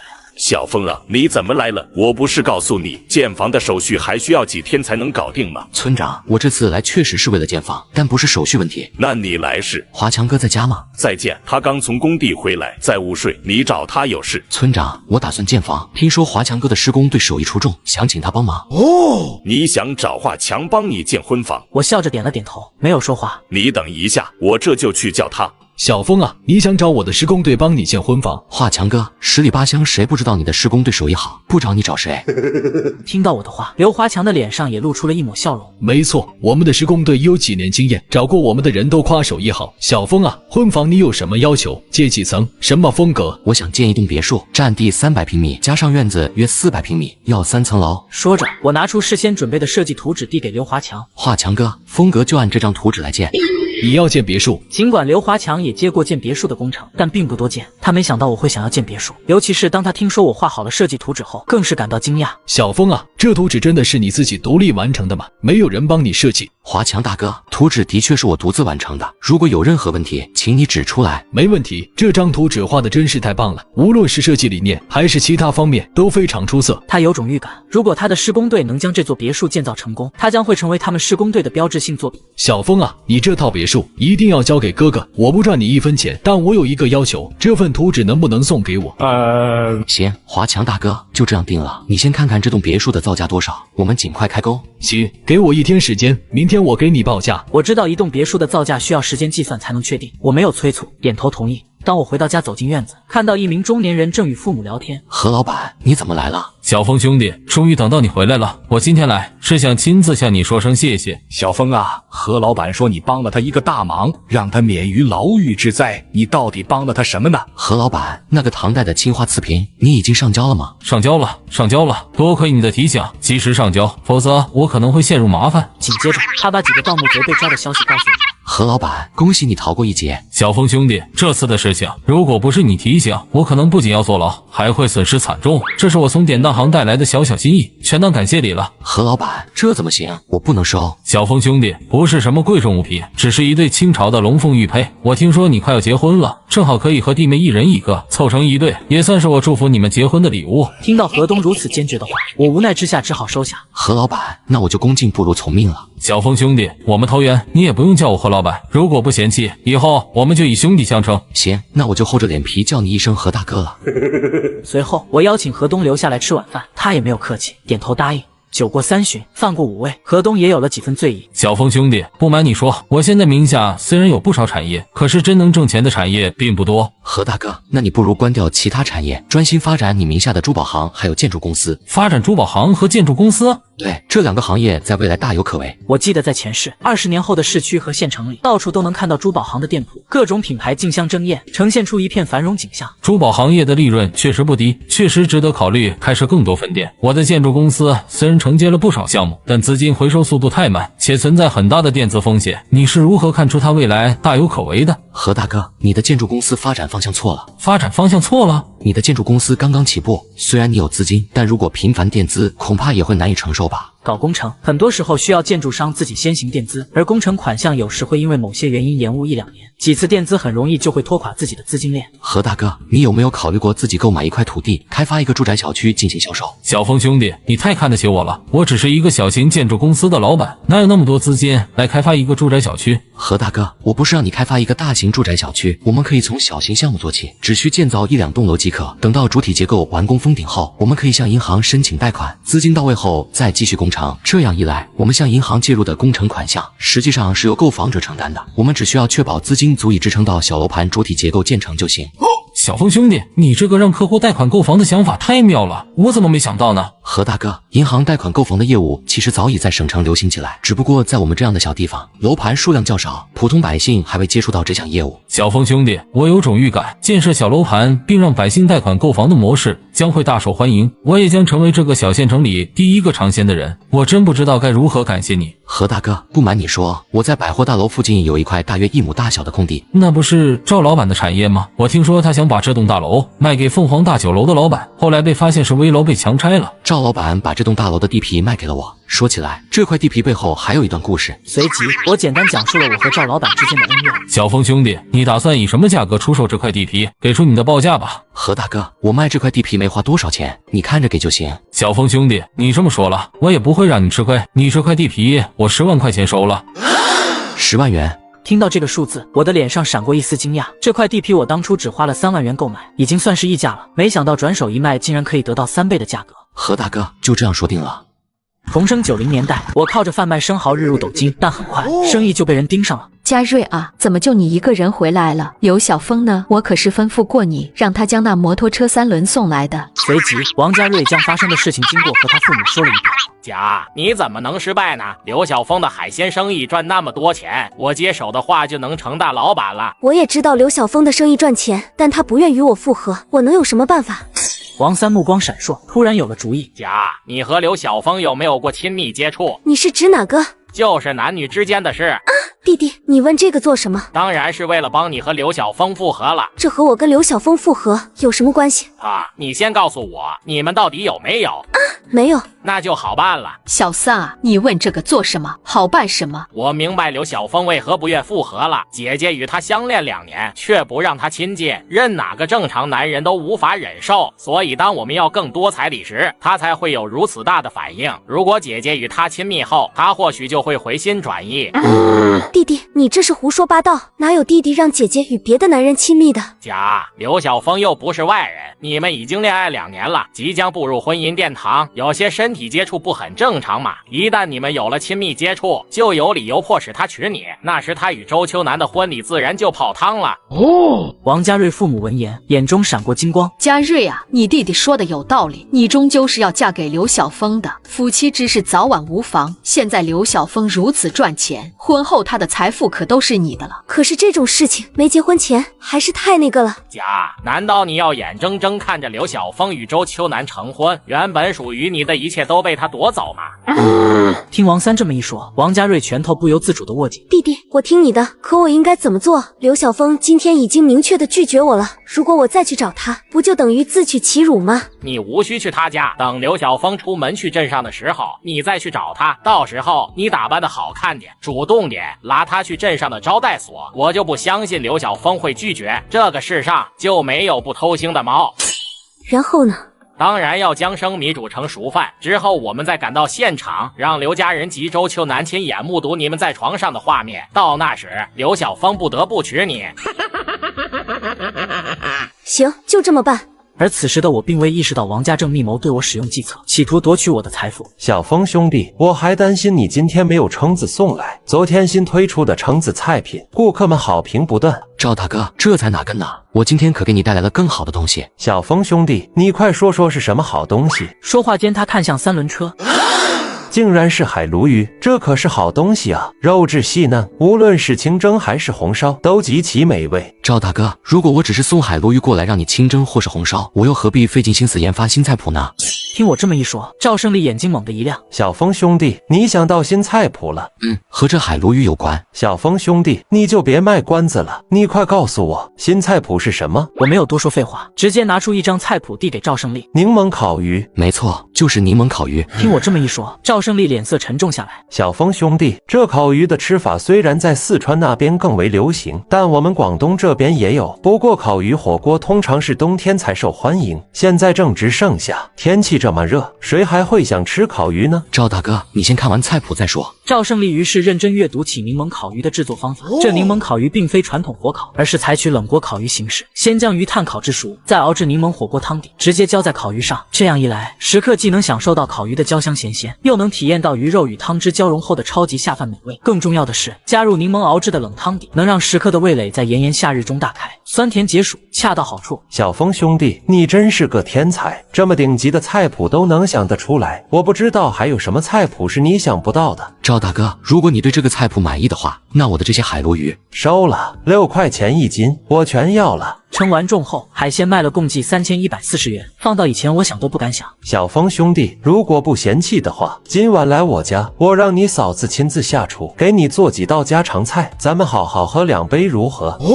闻言，我脸上露出一丝喜色，我也正有加深与赵胜利交情的意愿。毕竟我的海鲜生意若是没有他，恐怕很难发展起来。可以说，赵胜利是我商业生涯中的第一个伯乐。赵大哥，你既然都这么说了，我自然不能辜负这份盛情。那咱们今晚见。与赵胜利约定好晚上的聚餐后，我正正准备起身离开，赵胜利开口道：“小峰兄弟，你有东西忘了呢。”我脸上闪过一抹疑惑，因为我记得自己并未在凤凰大酒楼遗落任何物品。正当我疑惑之时，赵胜利已经迅速地从口袋中掏出3叠厚厚的钞票，塞进了我的裤兜里。赵大哥，你这是？小峰兄弟，我们之前商量过的，只要你每次创新出一道新菜谱，我们凤凰大酒楼都会出资买断，这笔钱就是购买菜谱的费用。赵大哥，即便是买断菜谱的费用，也不用这么多吧？小峰兄弟，昨天是我的疏忽，如果不是观众老爷提醒，我都忘记了。之前说好每道菜3000块钱，昨天少给了你4000块钱，加上今天的3000块钱，总共7000块钱。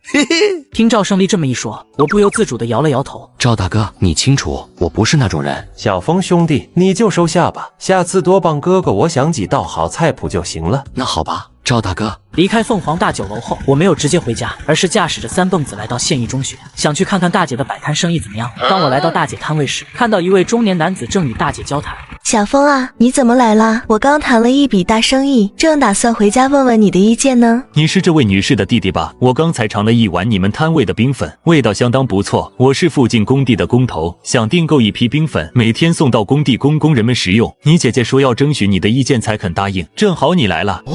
得知事情原委后，我心中豁然开朗，大订单意味着大姐能增加收入。老板，你每天需要多少碗冰粉？具体数量我不确定，工地里的工人数量多，胃口大的人可以吃好几碗。你看这样行不行？我每天需要2大铁桶的量，你们报个价吧。老板，我们1铁桶大约能装60碗，2桶就是120碗，每碗售价1块钱。你是大客户，收你110块，每日结算，你觉得如何？行，就按这个价格来。随即，他拿出一叠大约300多元现金，预定了3天的量，并告知我们工地的具体位置，便转身离开了。弟弟，我们这是要发大财了！如果每天都能向工地供应冰粉，每天就能稳定赚100多块，加上这里摆摊的日赚200多，我们每天的收入就能达到300多了。大姐，这不是我们的收入，而是你的。我也没料到冰粉的生意如此赚钱，摆摊收入加上固定订单，日收入轻松超过300，一个月下来近万元。对于学历不高的大姐来说，一个月就能成为万元户，用不了多久就是妥妥的大富婆了。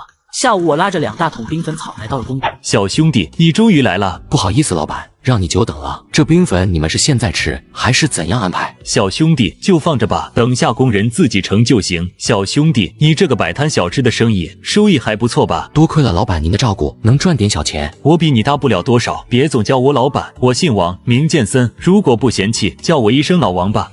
王剑森。听到他的名字，我脸上闪过一抹惊讶。我忽然记起前世20年后，江东市的顶级富豪中有一位同龄者，而且是房地产界的巨头。越看王剑森，我越觉得眼熟。那我就厚着脸皮叫你一声王大哥了。随后我们聊了一会儿，王剑森发现我虽出身寒门，但见识不凡，甚至在某些商业见解上令他自叹不如。他越聊越觉得我是可造之材。而正当我们聊得起劲时，一个看起来像是会计的中年人凑过来。王老板，新到的那批建材，供货商催款催得很急，但我们还没完成入库检查，这货款是先付给他们，还是怎么样？这种小事还来问我？我们和他们合作多年，他们急着要货款，就先给他们吧。那会计听了，点点头，转身准备去处理货款事宜。等一下。这时，我突然开口拦住了会计。我忽然想起了前世这个时候，王剑森的工地发生了一起不大不小的施工事故，新建的几层建筑突然倒塌。虽然这起事故没有造成人员伤亡，但影响极坏。县里甚至派来了调查组，调查后发现，王剑森的工地使用了一批劣质建材，导致了事故。当时这批建材的货款，王剑森已经支付给供应商。因为这件事，王剑森的业内声誉受损，低迷了好几年。小峰兄弟，怎么了？王大哥，我最近听说有些不良建材公司会用劣质建材冒充合格品卖给工地，还会想方设法催收货款。等到有人发现这批材料有问题时，流程已走完，钱也付了，最后只能吃哑巴亏。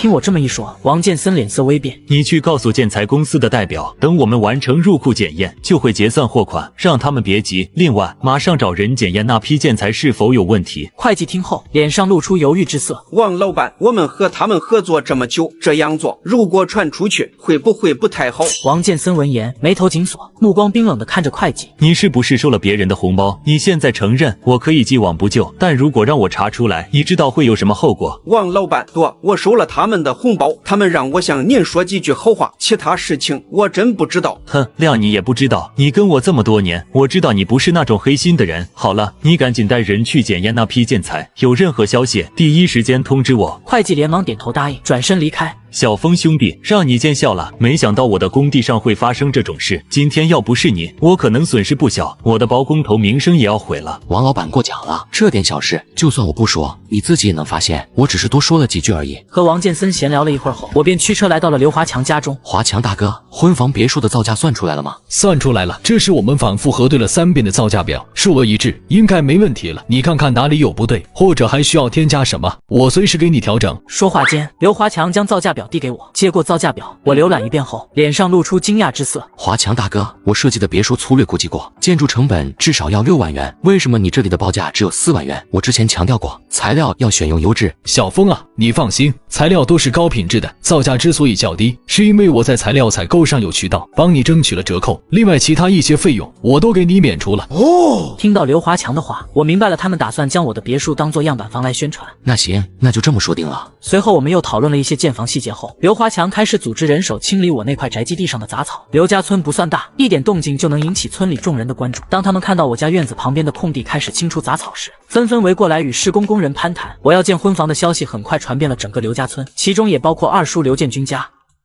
重生90年代，我用卖生蚝赚的钱准备建造自己的婚房。当恶毒二叔知道后，竟然上门各种闹事。第二天一早，村民们陆陆续续送来挖好的生蚝，而李胖和李强也送来了7、8条鲈鱼。李胖、李强，你们也太厉害了，竟然能捞到这么一丢丢鲈鱼。小峰哥，你就别笑话我们了。为了抓这几条鲈鱼，我都在水里待了3天3夜都不带喘气的。难怪你小子长得又白又胖。只是这些海鱼，虽然凤凰大酒楼的食客很喜欢吃，但仅靠你们几个捕捞，捞不了多少。有没有什么办法能够长期供应大量的活鱼呢？小峰哥，我们可以从出海的渔民那里收购啊，他们出海捕鱼，什么海鱼都有。和渔民收购，这倒是一个好办法，不过还不够稳妥。出海捕鱼看天气和运气，运气好能大丰收，运气不好可能一网下去什么都没有。小峰哥，既然我们从渔民那里收购海鱼不太保险，那我们自己养殖活鱼呢？听到李强的话，我愣了一下。是啊，自己怎么没想到养殖活鱼呢？记得前世20年后，江东市成为了著名的罗非鱼养殖之乡，很多小镇上的居民正是依靠养殖罗非鱼脱贫。如今江东市的养殖业尚未兴起，如果我选择从事养殖业，养殖罗非鱼确实是一个很好的方向。小峰哥，如果这个建议不好，那我们再想别的。不，你的建议非常好，不用再想了，就决定养殖活鱼。听到我的话，李胖和李强脸上都露出了惊讶之色，他们没想到我会如此迅速地采纳他们的建议。小峰哥，我们要不再考虑一下养殖活鱼这件事？在南里镇还没人做过，正因为没人做，我们才要做，这说明市场空白大，只要我们做了，就能分一杯羹。小峰哥，你说怎么做，我就怎么做。我听到李胖的话，脸上露出笑容。前世李胖和李强帮了我许多，这一世既然我有能力帮他们赚大钱，自然不会吝啬。对，小峰哥，我们都听你的。想要养殖活鱼，首先得有鱼塘，你们打听一下哪里有天然的鱼塘，如果价格合适，我们可以承包一个，用来养殖罗非鱼。好嘞，小峰哥，我们这就去打听消息。送走李胖李强后，我开着3蹦子，拉着收购的海鲜来到凤凰大酒楼。小峰兄弟，你总算来了，我还以为你昨晚没来赴约，是出了什么事情了？听了赵胜利的话，我这才想起自己昨天是和他约好了要去他家吃饭，后来因为建婚房的事情把这茬给忘了。抱歉，赵大哥，昨晚确实遇到一点事情，没办法赴约。小峰兄弟，你现在可是大老板了，也不知道买个手提电话。听到赵胜利的话，我才意识到自己似乎真的没有手提电话。赵大哥，你提醒的对，等下我就去挑一部手提电话。刚好我家有一个我换下的手提电话，我明天带给你。那我就先谢谢赵大哥了。对了，小峰兄弟，告诉你一个好消息，我要升职了。真是恭喜赵大哥了，这次应该要升总经理了吧？小峰兄弟，不瞒你说，老板还给了我另一个选择，那就是拨款让我创立凤凰茶楼连锁品牌出来，集团占股40%，我持有60%，集团出资，我负责运营，这60%的股份我可自由分配。赵胜利一口气说出很多，我听后明白了大意。简而言之，就是凤凰大酒楼的老板让赵胜利要么当总经理，或者自己搞个连锁茶楼品牌，自己当分公司的老板，两者中选择一个。赵大哥，你是在纠结是回总部当总经理，还是自创凤凰茶楼分公司吧？是的，这个问题困扰我好几天，我每晚都为此焦虑。赵大哥，如果换做我，可能会放弃回总部当总经理。小峰兄弟，你的意思是让我接手老板的任务，在县城开凤凰茶楼？当然，常言道，宁做鸡头不做凤尾，回总部当总经理，虽是高层，但很多事需亲力亲为，且薪资固定，做事受限制。自创分公司虽有经营风险，但集团出资，只需负责运营，成果归你，成长空间大。若凤凰茶楼品牌成功，你可继续开店，集团出资，这就是借鸡下蛋。听了我的话，赵胜利眼睛一亮。小峰兄弟，我觉得你说的很有道理。赵大哥，如果你想开凤凰茶楼，而且想做大，只靠传统茶点是不够的，缺乏竞争力。所以这个时候，我们凤凰茶楼想要吸引到食客，就必须有自己的东西，新颖的东西。小峰兄弟，我觉得你说的很有道理，你就帮帮哥哥吧。赵大哥，我对茶楼经营一窍不通，怎么帮得上忙呢？你不需要负责茶楼经营，只需要负责后厨的茶点创新就行了。我负责出力，你负责出技术，我们一起打造一个凤凰茶楼连锁品牌出来。如果你愿意加入，我可以给你30%的股份，在凤凰茶楼，你和我的股份和权利都一样。听到赵胜利这话，我脸上也露出诧异之色。赵胜利直接开出30%的股份，显然是真心实意的邀请我。赵大哥，既然你都这么说了，那我就不客气了。行，小峰兄弟，那我们明天就签股份转让合同。明天？小峰兄弟，合伙开凤凰茶楼这事，我是信任你的。只不过这凤凰茶楼的股份还有40%是老板的，他虽然不参与接下来凤凰茶楼的所有决策，只出钱和吃分红，但对于你这个第三合伙人，他肯定要考察一下的。什么？你的意思是明天老板也会过来？对的，小峰兄弟。那行，那就明天再详谈。离开凤凰大酒楼后，我没有直接回家，而是驱车来到了码头边。小峰哥，你怎么来了？我们可是好些年没见了。站在我身旁的男子名字叫高强，也是我小时候的玩伴。只不过长大后，高强忙着出海捕鱼谋生，我们就很少联系了。我记得在前世的20年后，高强的渔船出海生意做得很大，名下的渔船接近10条，在刘家村的有钱老板中，也算得上是数一数二的。我现在在做海鲜生意，你知道吧？我这次过来就是想跟你买点海鱼。小峰哥，你想要什么鱼？只要我有的都给你算便宜点。只要是海鱼我都要，每天至少500斤吧。500斤这么多？高强脸上露出一抹诧异之色，并不是他的渔船出海一次捕捞不了这么多海鱼，而是他惊讶于我现在海鲜生意已经做得这么大了。500斤海鱼对你来说没什么问题吧？对于海鱼的种类有要求吗？海鲈鱼最好，其他海鱼也行。现在海鲈鱼并不多，只有300斤出头，其他的海鱼有100斤左右，还有一些亲切和大黄鱼也有100斤。我全都要了。海鲈鱼我给你按照2块钱一斤收，其他的海鱼我给你按照1块钱一斤，你觉得怎么样？听我这么一说，高强脸上露出一抹惊讶之色。小峰哥，你真的要按照这个价格和我收购海鲜？要知道，他们这些渔民辛辛苦苦出海捕鱼后捕捞回来的海鲜，往往会被海鲜收购商以最低廉的价格收购，赚钱的永远是中间商，他们这些渔民赚不了什么钱。现在我开出来的价格，不知道比那些海鲜收购商高出多少倍了。当然，我刚好有朋友想要你这些海鲜，我赚钱自然不能让你亏了。小峰哥，没想到我们这么多年没在一起玩了，你还能想到我？高强，什么话都不用说了，以后我们有钱一起赚。行，小峰哥，听你的。我点了点头，然后将收购回来的海鲜运回村里。回到院子时，里面已经有不少挖好生蚝的村民在院子里等待着过船。当他们看到我抱回来的海鱼货桶后，脸上都露出一抹惊讶之色。小峰啊，你怎么收购了这么多海鱼？是不打算收购生蚝了吗？他此话一出，四周的村民脸上顿时露出一抹紧张之色。如果我以后不收购生蚝了，那他们每天赚几十块钱的生计就没了。各位村里的叔叔婶婶们，你们放心，生蚝我不仅继续收，从明天开始，我这里收购生蚝的限额从每家30斤提高到50斤，大家可以多挖一些来。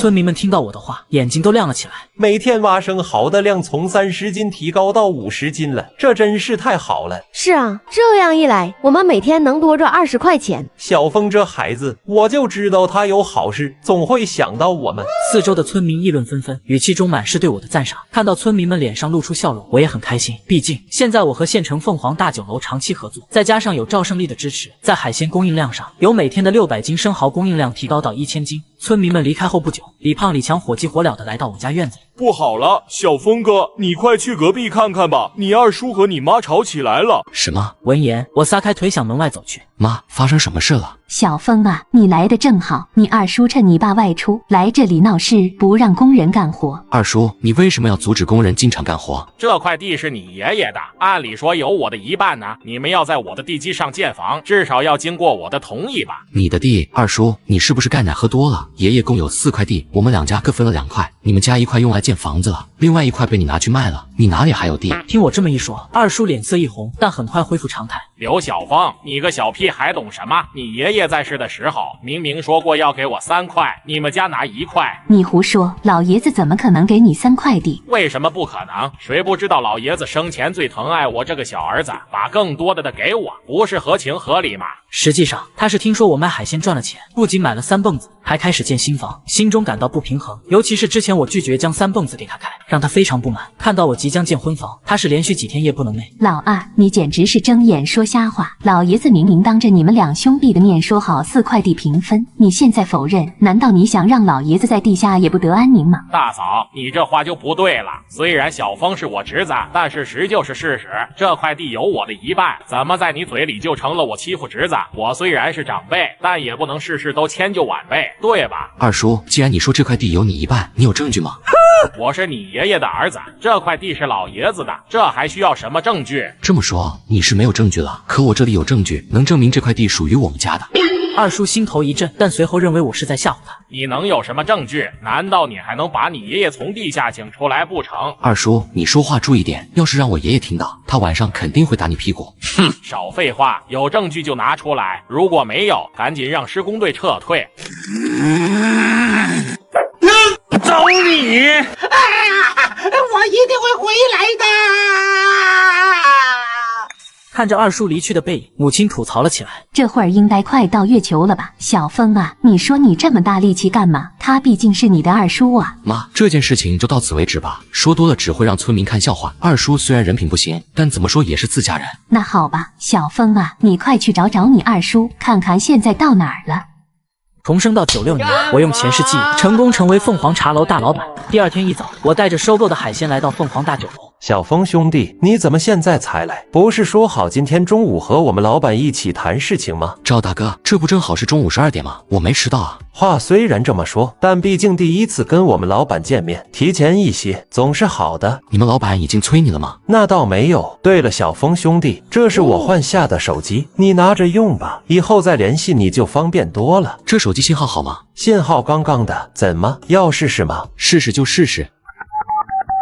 爷爷，您孙子给您来电话了。赵大哥，小峰兄弟，赵大哥，小峰兄弟，赵大哥，小峰兄弟，赵大哥，既然老板还没出来，我们先处理这批货吧。我指着摩托3轮车上堆满的海鲜，赵胜利顺看向车后斗。当他看到堆积如山的海鲈鱼时，双眼瞬间亮了起来。这么多的海鲈鱼，小峰兄弟，你真的弄来了？要知道，凤凰大酒楼的招牌菜除了生蚝鸡子粥，就属这柠檬烤鱼最受欢迎。赵大哥，我今天运送这么多海鲈鱼可不容易，你看这收购价是不是？小峰兄弟，什么都不用多说了，这海鲈鱼我按4块钱1斤收购，其他海鱼按3块钱的价格收购，怎么样？按照这些海鲜重量加起来，总价是1800块钱，而我从高强那里收购这批海鲜，只花了800块钱，也就是说，我转手一卖，利润翻了1倍多。行，赵大哥，就按你说的价格来。称完重后，赵胜利将货款给了我，加上收购的其他海鲜，我这趟直接赚了将近5000块钱。小峰兄弟，你应该还没见过我们老板吧？现在还没见过。这一世，我确实还未见过凤凰大酒楼的老板。说起来，这位凤凰餐饮集团的老板堪称女中豪杰。她最初只是一名国营食堂的服务员，只用了几年的时间，就把凤凰大酒楼开成了连锁店。小峰兄弟，等会见到我们老板，你得小心点。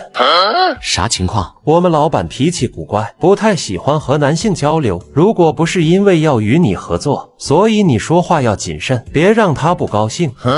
我一听有点懵，赵胜利看出我的疑惑，压低声音：我也是听说的，老板前几年被几个渣男伤害了，从那以后，他对男人就不太感冒了。见到赵胜利这郑重其事的模样，我配合的点了点头。很快我们就来到了大酒楼包间，一个大概27、8岁气质女人坐在桌子旁。你就是刘晓峰，帮我们凤凰餐饮集团想出几道新菜的人。柳老板久仰大名，都说凤凰餐饮集团的老板是女中豪杰，今天一看，果然名不虚传。我的目光只在他身上停留了1秒，就移开了。柳叶注意到我没有像其他男人那样盯着他看，心里也有些意外。这个年轻人不简单，能在我面前还保持镇定的男人还真没有一个。你很会说话，难怪赵经理一直在我面前夸你。都是赵经理过奖了，我就是个乡下来的普通人。废话少说，咱们直接进入正题。本来这家凤凰茶楼，我是打算集团和赵经理共同控股的，但赵经理说想拉你入伙，那我不得不需要看到你的实力，只有你证明了自己的能力，我才会把你放在平等的股东位置上。柳月这话一出，办公室的气氛顿时变得紧张。赵胜利一直紧张地看着我，怕我会因为老板柳月的话而脸色不好看。我该怎样证明自己的能力？赵经理说你能想出许多创新的茶点，这点我还持怀疑态度。如果你现在能想出3个让我满意的创新茶点，我们今天就能签股东合同。柳月这话一出，旁边的赵胜利脸色大变。创新的茶点哪有那么容易想？就算是干了几百年的茶点师傅，要想出一道新茶点，可能都要烧掉头发。老板要在这么短的时间内想出3个新菜，是不是有点……真正的高手从不找借口，他们只会创造条件。小峰兄弟，你认同吗？柳老板说的对，3个新菜对我来说小菜一碟。说完，我便将准备好的菜谱递给柳月。柳月接过菜谱一看，眼神瞬间一亮。把传统的流沙包变成小猪形状，这创意够新颖，外观一改，对小朋友来说，这简直是视觉和味觉的双重诱惑。还行，这道茶点勉强过关，还差2道。我也不废话，直接拿出了第2道菜谱。鲜果榴莲天鹅酥，用椰奶雕刻天鹅造型，酥皮切片，包裹榴莲果馅，裹上蛋液和芝麻，油炸后摆盘，简直是榴莲爱好者的福音。柳月相信这道茶点一推出，定会在县城引起轰动。这第2道茶点也挺好，凭这2道新茶点，我对你刮目相看。柳老板，我的第3道茶点还没拿出来呢。我这第3个茶点叫抹茶菠萝包，传统菠萝包的做法，但面皮加入玫瑰和抹茶，颜色从黄色变成绿色，味道从黄油升级成抹茶，口感清爽香甜，内馅不变。妙哉，菠萝包味道不变，但外皮颜色和口感大变样。这道新茶点不仅小孩喜欢，年轻女性顾客也会爱上。柳老板，这3道新茶点您满意吗？小峰兄弟，你思维敏捷，能创新茶点，这对凤凰茶楼至关重要。我同意赵经理的提议，等下叫赵经理带你去签合同。小峰兄弟，你有能力，希望凤凰茶楼在你和赵经理手下越做越大。柳老板，你太高看我了，我就是乡下小子，但我会努力的。对了，小峰兄弟，你做海鲜生意能弄到蓝鳍金枪鱼吗？蓝鳍金枪鱼生活在深海区，普通的渔船根本接触不到，恐怕只有远海的渔船才有机会带到。如果可以，1周内帮我收几条，所有费用我报销，这事对我很重要。看到柳月这认真的神情，我配合的点了点头。离开凤凰大酒楼后，我驱车来到码头，找到了高强。小峰哥，你找我有啥事？是昨天那批海鱼有问题吗？没有，那批海鱼品质超棒，客人超满意。没事没事，你找我来干啥？我今天找你来是有另一件事。啥事？我的客户想要几条蓝鳍金枪鱼，你那儿有吗？蓝鳍金枪鱼这些狠玩意儿，浅海可找不到，得去深海捞。我有个朋友的渔船过几天从深海回来，要说附近哪个渔村可能有蓝鳍金枪鱼，那肯定非他莫属了。强子，你能帮我联系他，留几条蓝鳍金枪鱼给我吗？价钱好说。没问题，小峰哥，到时候我帮你留意一下。告别高强后，我驱车回到刘家村，行驶到路口时，恰巧遇到李胖和李强。小峰哥，正好要找你，没想到路上就碰见了。是承包鱼塘的，是有眉目了吗？没错，小峰哥，我们打听清楚了，村东边有个废弃鱼塘，大约2亩。以前一个菜徐村鱼老板承包养鱼，后来不知道为啥，鱼老板放弃了鱼塘，去外地做生意了。村东那个鱼塘，我有点印象，2亩不小啊。小峰哥，我们问过了，那鱼老板已经2年没交租了，按合同他失去使用权，原合同无效。对，鱼塘现在归村集体管理，但他们没精力打理，丢在那没人管，里面还有不少大鱼。我们承包后卖掉这些鱼，先赚一笔。所以说那鱼塘现在没人承包。小峰哥，你可以找村长谈谈，我觉得问题不大。现在鱼塘有着落了，你们俩想不想跟我一起干这鱼塘养殖的生意？我打算承包鱼塘养殖罗非鱼。小峰哥，搞鱼塘养殖得花不少钱吧？李强刚攒点钱，准备娶新上任。如果这时候把钱全砸进鱼塘里，会不会让女方家不满？是要花不少钱，就算我们3个人合伙承包这个鱼塘，我出大头的钱，你们出小头的，也得将你们身上所有的积蓄拿出来。虽说我想带他们致富，但要看他们有没有魄力。而李胖听完我的话，没有任何的犹豫。小峰哥，我相信你，承包鱼塘这事我跟定你了。我身上也攒了1万块钱的积蓄，加上这段时间跟着你赚的，应该有个1万4的样子。你放心，跟着峰哥混，我不会让你吃亏的。我保证，不出几年，你一定能建上新洋房，买上小汽车。说完话，我们同事看向李强，就等他的决定了。强记，你犹豫啥呢？错过这机会，下次可就没有了。我知道你想结婚，但现在有这么好的赚钱机会，你难道要放弃？气吗？你跟姑娘家说承包鱼塘的事，他们应该能理解的。如果这都理解不了，你娶了那姑娘，婚后麻烦事儿等着你。李强听了李胖的话，看了我一眼，很快做了决定。小峰哥，胖子信你，我照样也信你。你要承包鱼塘，我陪你。我有8000多的老婆本，我都投进去，不管结果好坏，我都认了。好，有你这话，我就知足了。放心，我不会让你吃亏的。你们先回去，我找村长谈承包鱼塘的事，有结果了告诉你们。两人点了点头，离开了。随后，我在村里的小卖部买了点猪头肉和大骨头，就来到了村长家。重生之后，我准备承包村里的鱼塘养殖罗非鱼，于是我带着猪头肉和大骨头来到村长家。小峰啊，你怎么来了？你来就来，还带什么东西啊？再说了，你就拿这个考验干部吗？村长，你是长辈，我孝敬你不应该吗？小峰啊，你今天来不只是送东西孝敬我的吧？村长，你脑瓜子好使，真是什么都瞒不过你。听说村东边的鱼塘荒废2年了，还没有承包出去。你问这个干嘛？我想承包那个鱼塘。小峰啊，你想承包鱼塘，带动村里经济，我很高兴。但那鱼塘我不建议你承包。为什么？村东鱼塘说有2亩，实际有10亩左右，因长期没打理，8亩枯竭，只剩2亩。你要承包，得按10亩来。另外，那鱼塘之前被于老板承包，已拖欠2年租金，接手得帮他补交，可不是小数目。我恍然大悟，难怪那鱼塘荒废2年。没人承包，原来是这几个原因。你要是外村人，我肯定答应，但自己村的孩子，我不能坑你。村长，那鱼塘荒废，对村集体也是损失吧？我吃点亏，承包了。你这孩子怎么不听劝？既然你想好了，那我就不劝你了。租金按照最低标准3000块钱1年，需要补交的租金我做主了，1年后你再交。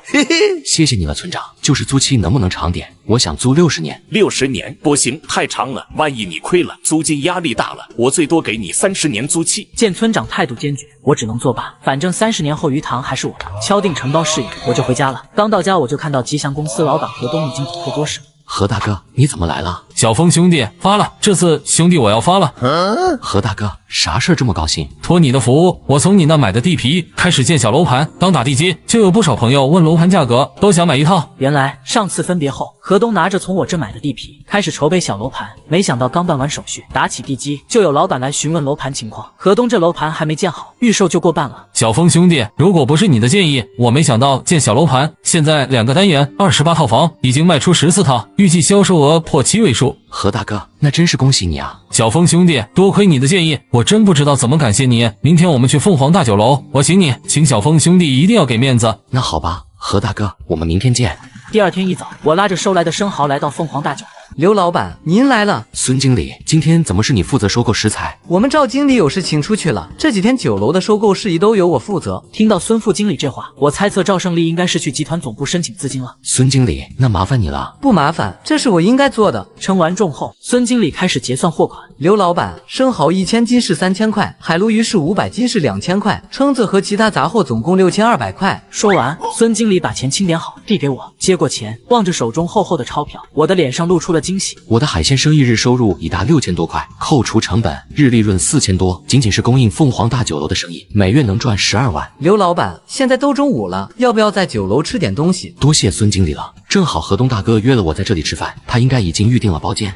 听到河东的名字，孙经理脸上闪过一丝惊异。河东是这个县城唯一能和柳月抗衡的人物，他想不通河东为什么会宴请我。河东老板确实预定了包间，原来他宴请的是您。现在河东老板已经在包间里，我带您过去。好的，麻烦你了。随后，孙副经理领着我走进了凤凰大酒楼。小峰兄弟，你终于来了，我可想死你了，一点心意，请收下。何大哥，这是什么意思啊？小峰兄弟，这次听从你的建议，我弄了个小楼盘，现在赚了不少，这信封里的钱不多，你一定要收下，就当是大哥的一点谢意。何大哥，我只是随口一提，你建小楼盘的事，我并没帮什么忙，现在怎么能收你的钱呢？小峰兄弟，你随口一提，就让我赚了上百万，如果这都不算帮我忙，那我公司里养的那些高管都可以直接炒鱿鱼了。见河东态度坚决，我只好无奈的收下了钱。何大哥，这次我就收下了，下次绝对不能再这样了。好，下不为例。对了，小峰兄弟，我有件事想和你商量一下。何大哥，有什么事你直说，能帮的我绝对不会推辞。小峰兄弟，不如咱们合作开一家新公司吧。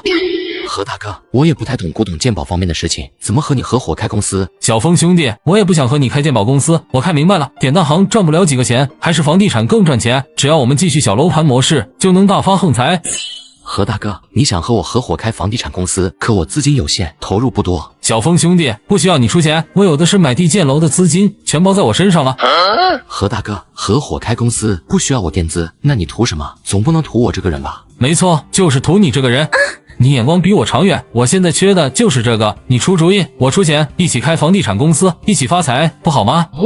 我恍然大悟，对河东有些佩服。我脑海里有前世的记忆，无数的商业点子，随便一个都能让人成为百万富翁。河东看出了我的商业远见，知道其中的价值。何大哥，合伙的话，你打算给我多少股份？小峰兄弟，我很看好你的眼光和天赋，所以我决定给你30%的股份，你觉得怎么样？30%的股份不是小数目，河东的小楼盘利润至少7位数，如果我现在入股，至少能分30万以上。按普通家庭年均3000元收入计算，普通人要奋斗100年才能赚到30万，而我只需给出建议，靠记忆就能轻松赚普通人一辈子赚不到的财富。河东大哥，30%会不会太多了？不多，30%绝对不多。你值这个钱，我这是为人才买单。我本想说什么，但河东态度坚决，我只能无奈的答应。何大哥，既然你这么看重我，那这30%的股份我就收下了。小峰兄弟，从今天起，我们是一条船上的人了。何大哥，我会让你知道什么叫物有所值的。小峰兄弟，你认为我们公司的下一个楼盘该建在哪里？说话间，他拿出了一份县城地图。我关注了3个地方，第一个是县城中心的糖果厂，第二个是西部地块，靠近农村，第三个是我们县城东部。虽然不是县城中心，但距离县城中心并不远。何大哥，你更倾向于哪个地块？那肯定是糖果厂啊，这里处于县城的繁荣地带，厂子也已经破产清算了，并且价格也非常的合适。我注视着糖果厂标记，只看了几眼就否定了糖果厂。何大哥，糖果厂这块地不适合收购。为什么建议不买糖果厂地皮？你之前不是建议选县城中心吗？我记得前世糖果厂被破产清算，但黑心的老板卷钱跑路了，工人未拿到安置费和工资，定期在工厂抗议，最后还是县里协调，最后由开发商填补70%的工资以及安置费。何大哥，选县城中心没错，但前提是没有风险纠纷。小峰兄弟，你的意思是糖果厂已进入破产清算，设备开始变卖，表明老板已放弃工厂。如果这时候老板跑路了，你觉得这麻烦会落到谁的头上？听我这么一说，河东陷入了沉思，片刻后他抬起头来。小峰兄弟，你说的对，糖果厂地皮还是不买为好，万一被套牢就麻烦了。何大哥，我觉得东部这块地皮挺合适的。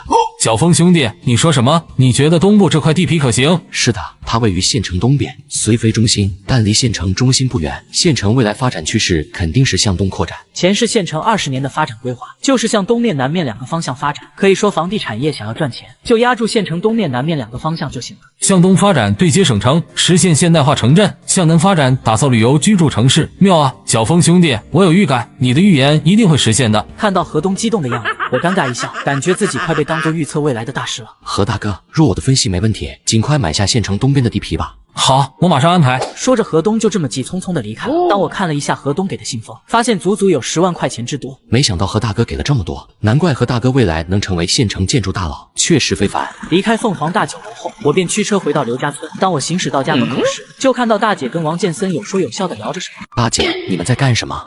弟弟，你怎么回来了？我要再不回来，我可能现在就要当舅舅了。小峰兄弟，你给我闭嘴，我没问你。弟弟，你怎么跟建森大哥说话的？这么没大没小的。小芳啊，算了，孩子不懂事，别和他一般计较。王大哥看我卖完冰粉，还要踩那么远的路回村，就开车帮我再脚踏3轮车和铁桶，顺便送我回来了。真的只是顺路？真的。弟弟，王大哥大老远送我回村，来者是客，你这怀疑的态度是怎么回事？咋地？不相信你姐的话了？我也想相信啊，你一口一个王大哥的，我怎么听都觉得耳朵不得劲。你这家伙看来是欠揍了。小芳啊，算了，别把孩子吓到了。那好吧，看在你王大哥的面子上，饶了你。王大哥，你大老远来我们村，没什么好招待你的，要不进屋喝口水再走吧。这感情好。说话间，2人已经走进了我家院子。我是谁？这里是哪？这还是我姐姐吗？当我走进院子，看到王建森站在院子里，而大姐去厨房准备晚饭了。王大哥，你对我大姐是真心的吗？小峰兄弟，既然你知道了，我也不瞒你了，我是真心喜欢你姐。那你对我大姐好一点，别让她受委屈。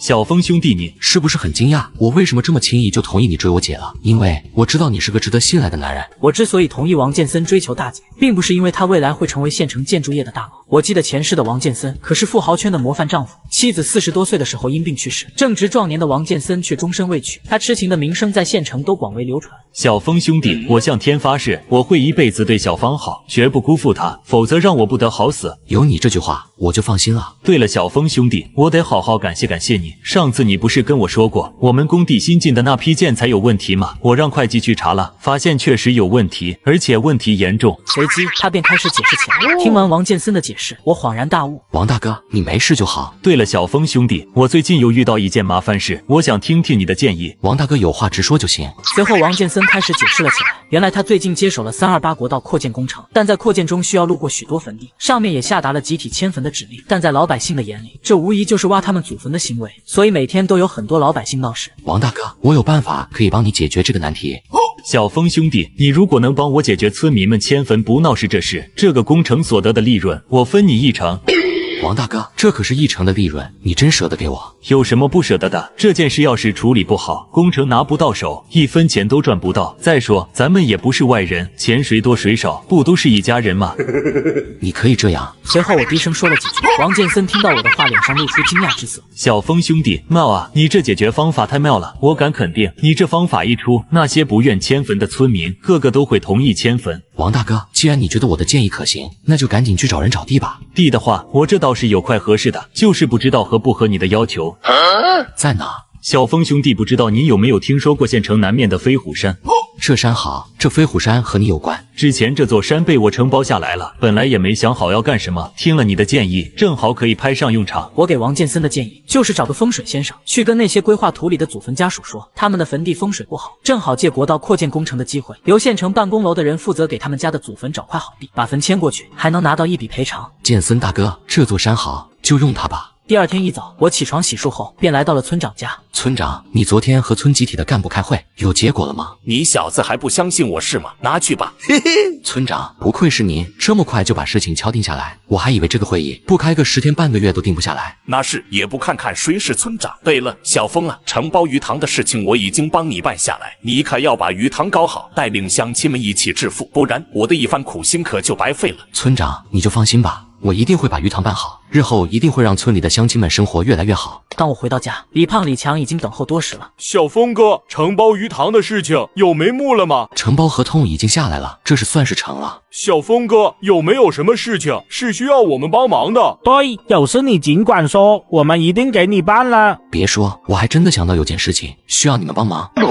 小峰哥，我们只是假装客气一下，你怎么来真的？你俩别闹，现在鱼塘承包下来了，周围杂草丛生，你们帮我找人清理一下周围的杂草。小峰哥，你放心，这事包在李胖身上了。随后我就带着收购的海鲜来到凤凰大酒楼。刘老板，生蚝1000斤，海鲈鱼500斤，其他海鲜500斤，这是货款，你核对一下，看对不对？不用核对，孙副经理，我信你。刘老板，你还没吃午饭吧？要不进来喝点？不用了，你忙你的，我还有事要做。当我正准备离开时，赵胜利提前赶了回来。小峰兄弟，你还没走，真是太好了！我有正事要和你说。我们先进酒楼，点几个小菜，边吃边聊。行，那我就厚着脸皮蹭大哥你一顿饭。你小子就知道开玩笑，以你现在的身价，别说一顿饭钱，就算是包下我们酒楼1天的钱，你都付得起。说话间，我们走进了酒楼，正准备进包间时，一个熟悉的声音从身后传来：“小峰兄弟，真巧啊！”王所长，真巧啊！没想到能在这里碰到你。小峰兄弟，别叫我所长了，我现在只是县局刑侦科的一个小科长。你不嫌弃的话，还是叫我名字吧。那我就厚着脸皮叫你一声爱国大哥了。爱国大哥，你今天中午来凤凰大酒楼是公事还是？这是我们刑侦科的新人，叫徐若云。我今天带他来是给他接风洗尘的。听到王爱国的话，我恍然大悟。我看了徐若云一眼，总觉得有些奇怪，这个名字似乎很熟悉，但又说不出具体哪里熟悉。你看够了没有？抱歉，我只是觉得你有些眼熟，不知道以前是否在哪里见过，所以多看了几眼。哼，你这搭讪方式未免太老套了吧？若云，不要乱说话。小峰兄弟已经订婚了，马上就要结婚，怎么可能对你有别的企图？也许他真的只是觉得你眼熟而已。订婚了，那就更不能随便在外面看别的女生。若云小姐说的对，刚才我失礼了。爱国大哥，既然你们没预定包间，我这里有包间，不如一起坐下来。今天这顿我请，算是给若云小姐赔罪。这不太方便吧？你们应该有自己的事要谈。赵大哥，你觉得可以吗？当然没问题，来者都是客。爱国大哥能来我们凤凰大酒楼吃饭，那是我们酒楼的荣幸。我们别站在这里了，先进包间，再慢慢聊。既然这样，那我就不客气了。乃过3巡，放过5位，赵胜利也有了些醉意。我太难了。赵大哥，你这是怎么了？是遇到什么难题了吗？确实遇到了难题了。随后他将事情的来龙去脉说了出来。原来那些集团高层看到赵胜利从一个酒楼分店经理一跃成为集团高层，还能和集团合股开茶楼，他们心里都有些嫉妒，于是他们联合起来，故意拖延赵胜利申请资金的进程。赵大哥，我倒是有个办法能解决这个难题。什么办法？你可以这样。随后我低声说了几句。小峰兄弟，你这计策太好了，这样一来，我的资金申请肯定能通过。事不宜迟，我现在就去集团总部办这事。小峰兄弟，爱国大哥，我先失陪了，下次我一定请你们吃顿更好的，补偿你们。说完，赵胜利转身匆匆离开包间。你给了赵大哥什么计策？怎么他一听完就这么着急去办了？我让赵大哥请对方吃完饭后，就在集团里散布一些假消息，就说赵大哥要让出一部分股份给对方，希望对方能够帮忙通过一下申请资金的报告。小峰兄弟，你真的是足智多谋啊！难怪你能在这么短的时间里就赚到了这么多钱，真是有本事。爱国大哥，让你见笑了。对了，爱国大哥，你从镇派出所升到县局刑侦科，不知道你后悔过吗？这有什么后悔不后悔的？对我来说，都是为了百姓服务，只要有需要我的地方，我都会出现。爱国大哥，你相信我的直觉吗？小峰兄弟，你的直觉是不是感知到我身上会发生什么事了？如果有，你一定要告诉我。爱国大哥，我建议你接下来几天多去县南的大型海鲜批发市场看看。去县南的海鲜批发市场？小峰兄弟，是那里有什么不妥吗？爱国大哥，有些事不能明说，明说就不灵验了。你只需知道这是我的直觉，这几天多在那里巡逻，肯定能让你有机会立功。前世此时，县城南的海鲜批发市场确实发生了一起凶杀案，涉及7条人命。王爱国若是能快速抓到嫌疑人，那肯定是大功一件。小峰兄弟，我信你的直觉，那我就听你的。接下来我什么事也不干，就在县城南的海鲜市场巡逻。见王爱国听进我的话，我也不再多言，与他告别后，离开了凤凰大酒楼。王队长，你似乎很相信刘晓峰的直觉，我有句话不知当讲不当讲。若云，我们是自己人，你有什么话直说。王队长，虽然直觉重要，但做事不能全凭直觉。再者，我们是坚定的无神论者，你和刘晓峰的对话多少有些迷信色彩。若云，你还年轻，有些事你可能还不懂。我之所以相信小峰兄弟的直觉，是因为他曾救过我。随即，王爱国将自己在南里镇的经历说了出来。王队长，可能这只是巧合吧？或许吧，巧合也好，直觉也罢，只要对破案有利，对百姓有益，不就行了吗？王队长，你真的要去县城南的海鲜批发市场巡逻吗？正好局里最近没大事，我去外勤。王队长，我陪你去。海鲜批发市场腥味重，你一个姑娘家还是待在办公室吧。不行，我就要去。我是女性，怎么了？妇女能顶半边天。我在警校搏击课成绩第一，寻常2、3个大汉也进不了我身，我能保护自己。见徐若云态度坚定，王爱国无奈点头。好吧，那你跟我一起去。而此时的我并不知道徐若云也卷入了这件事，更不清楚因为这个姑娘的加入，县城南面海鲜批发市场的那起凶杀案产生了巨大波澜。最终，不仅市里高度关注，连省里都派了专人下来调查。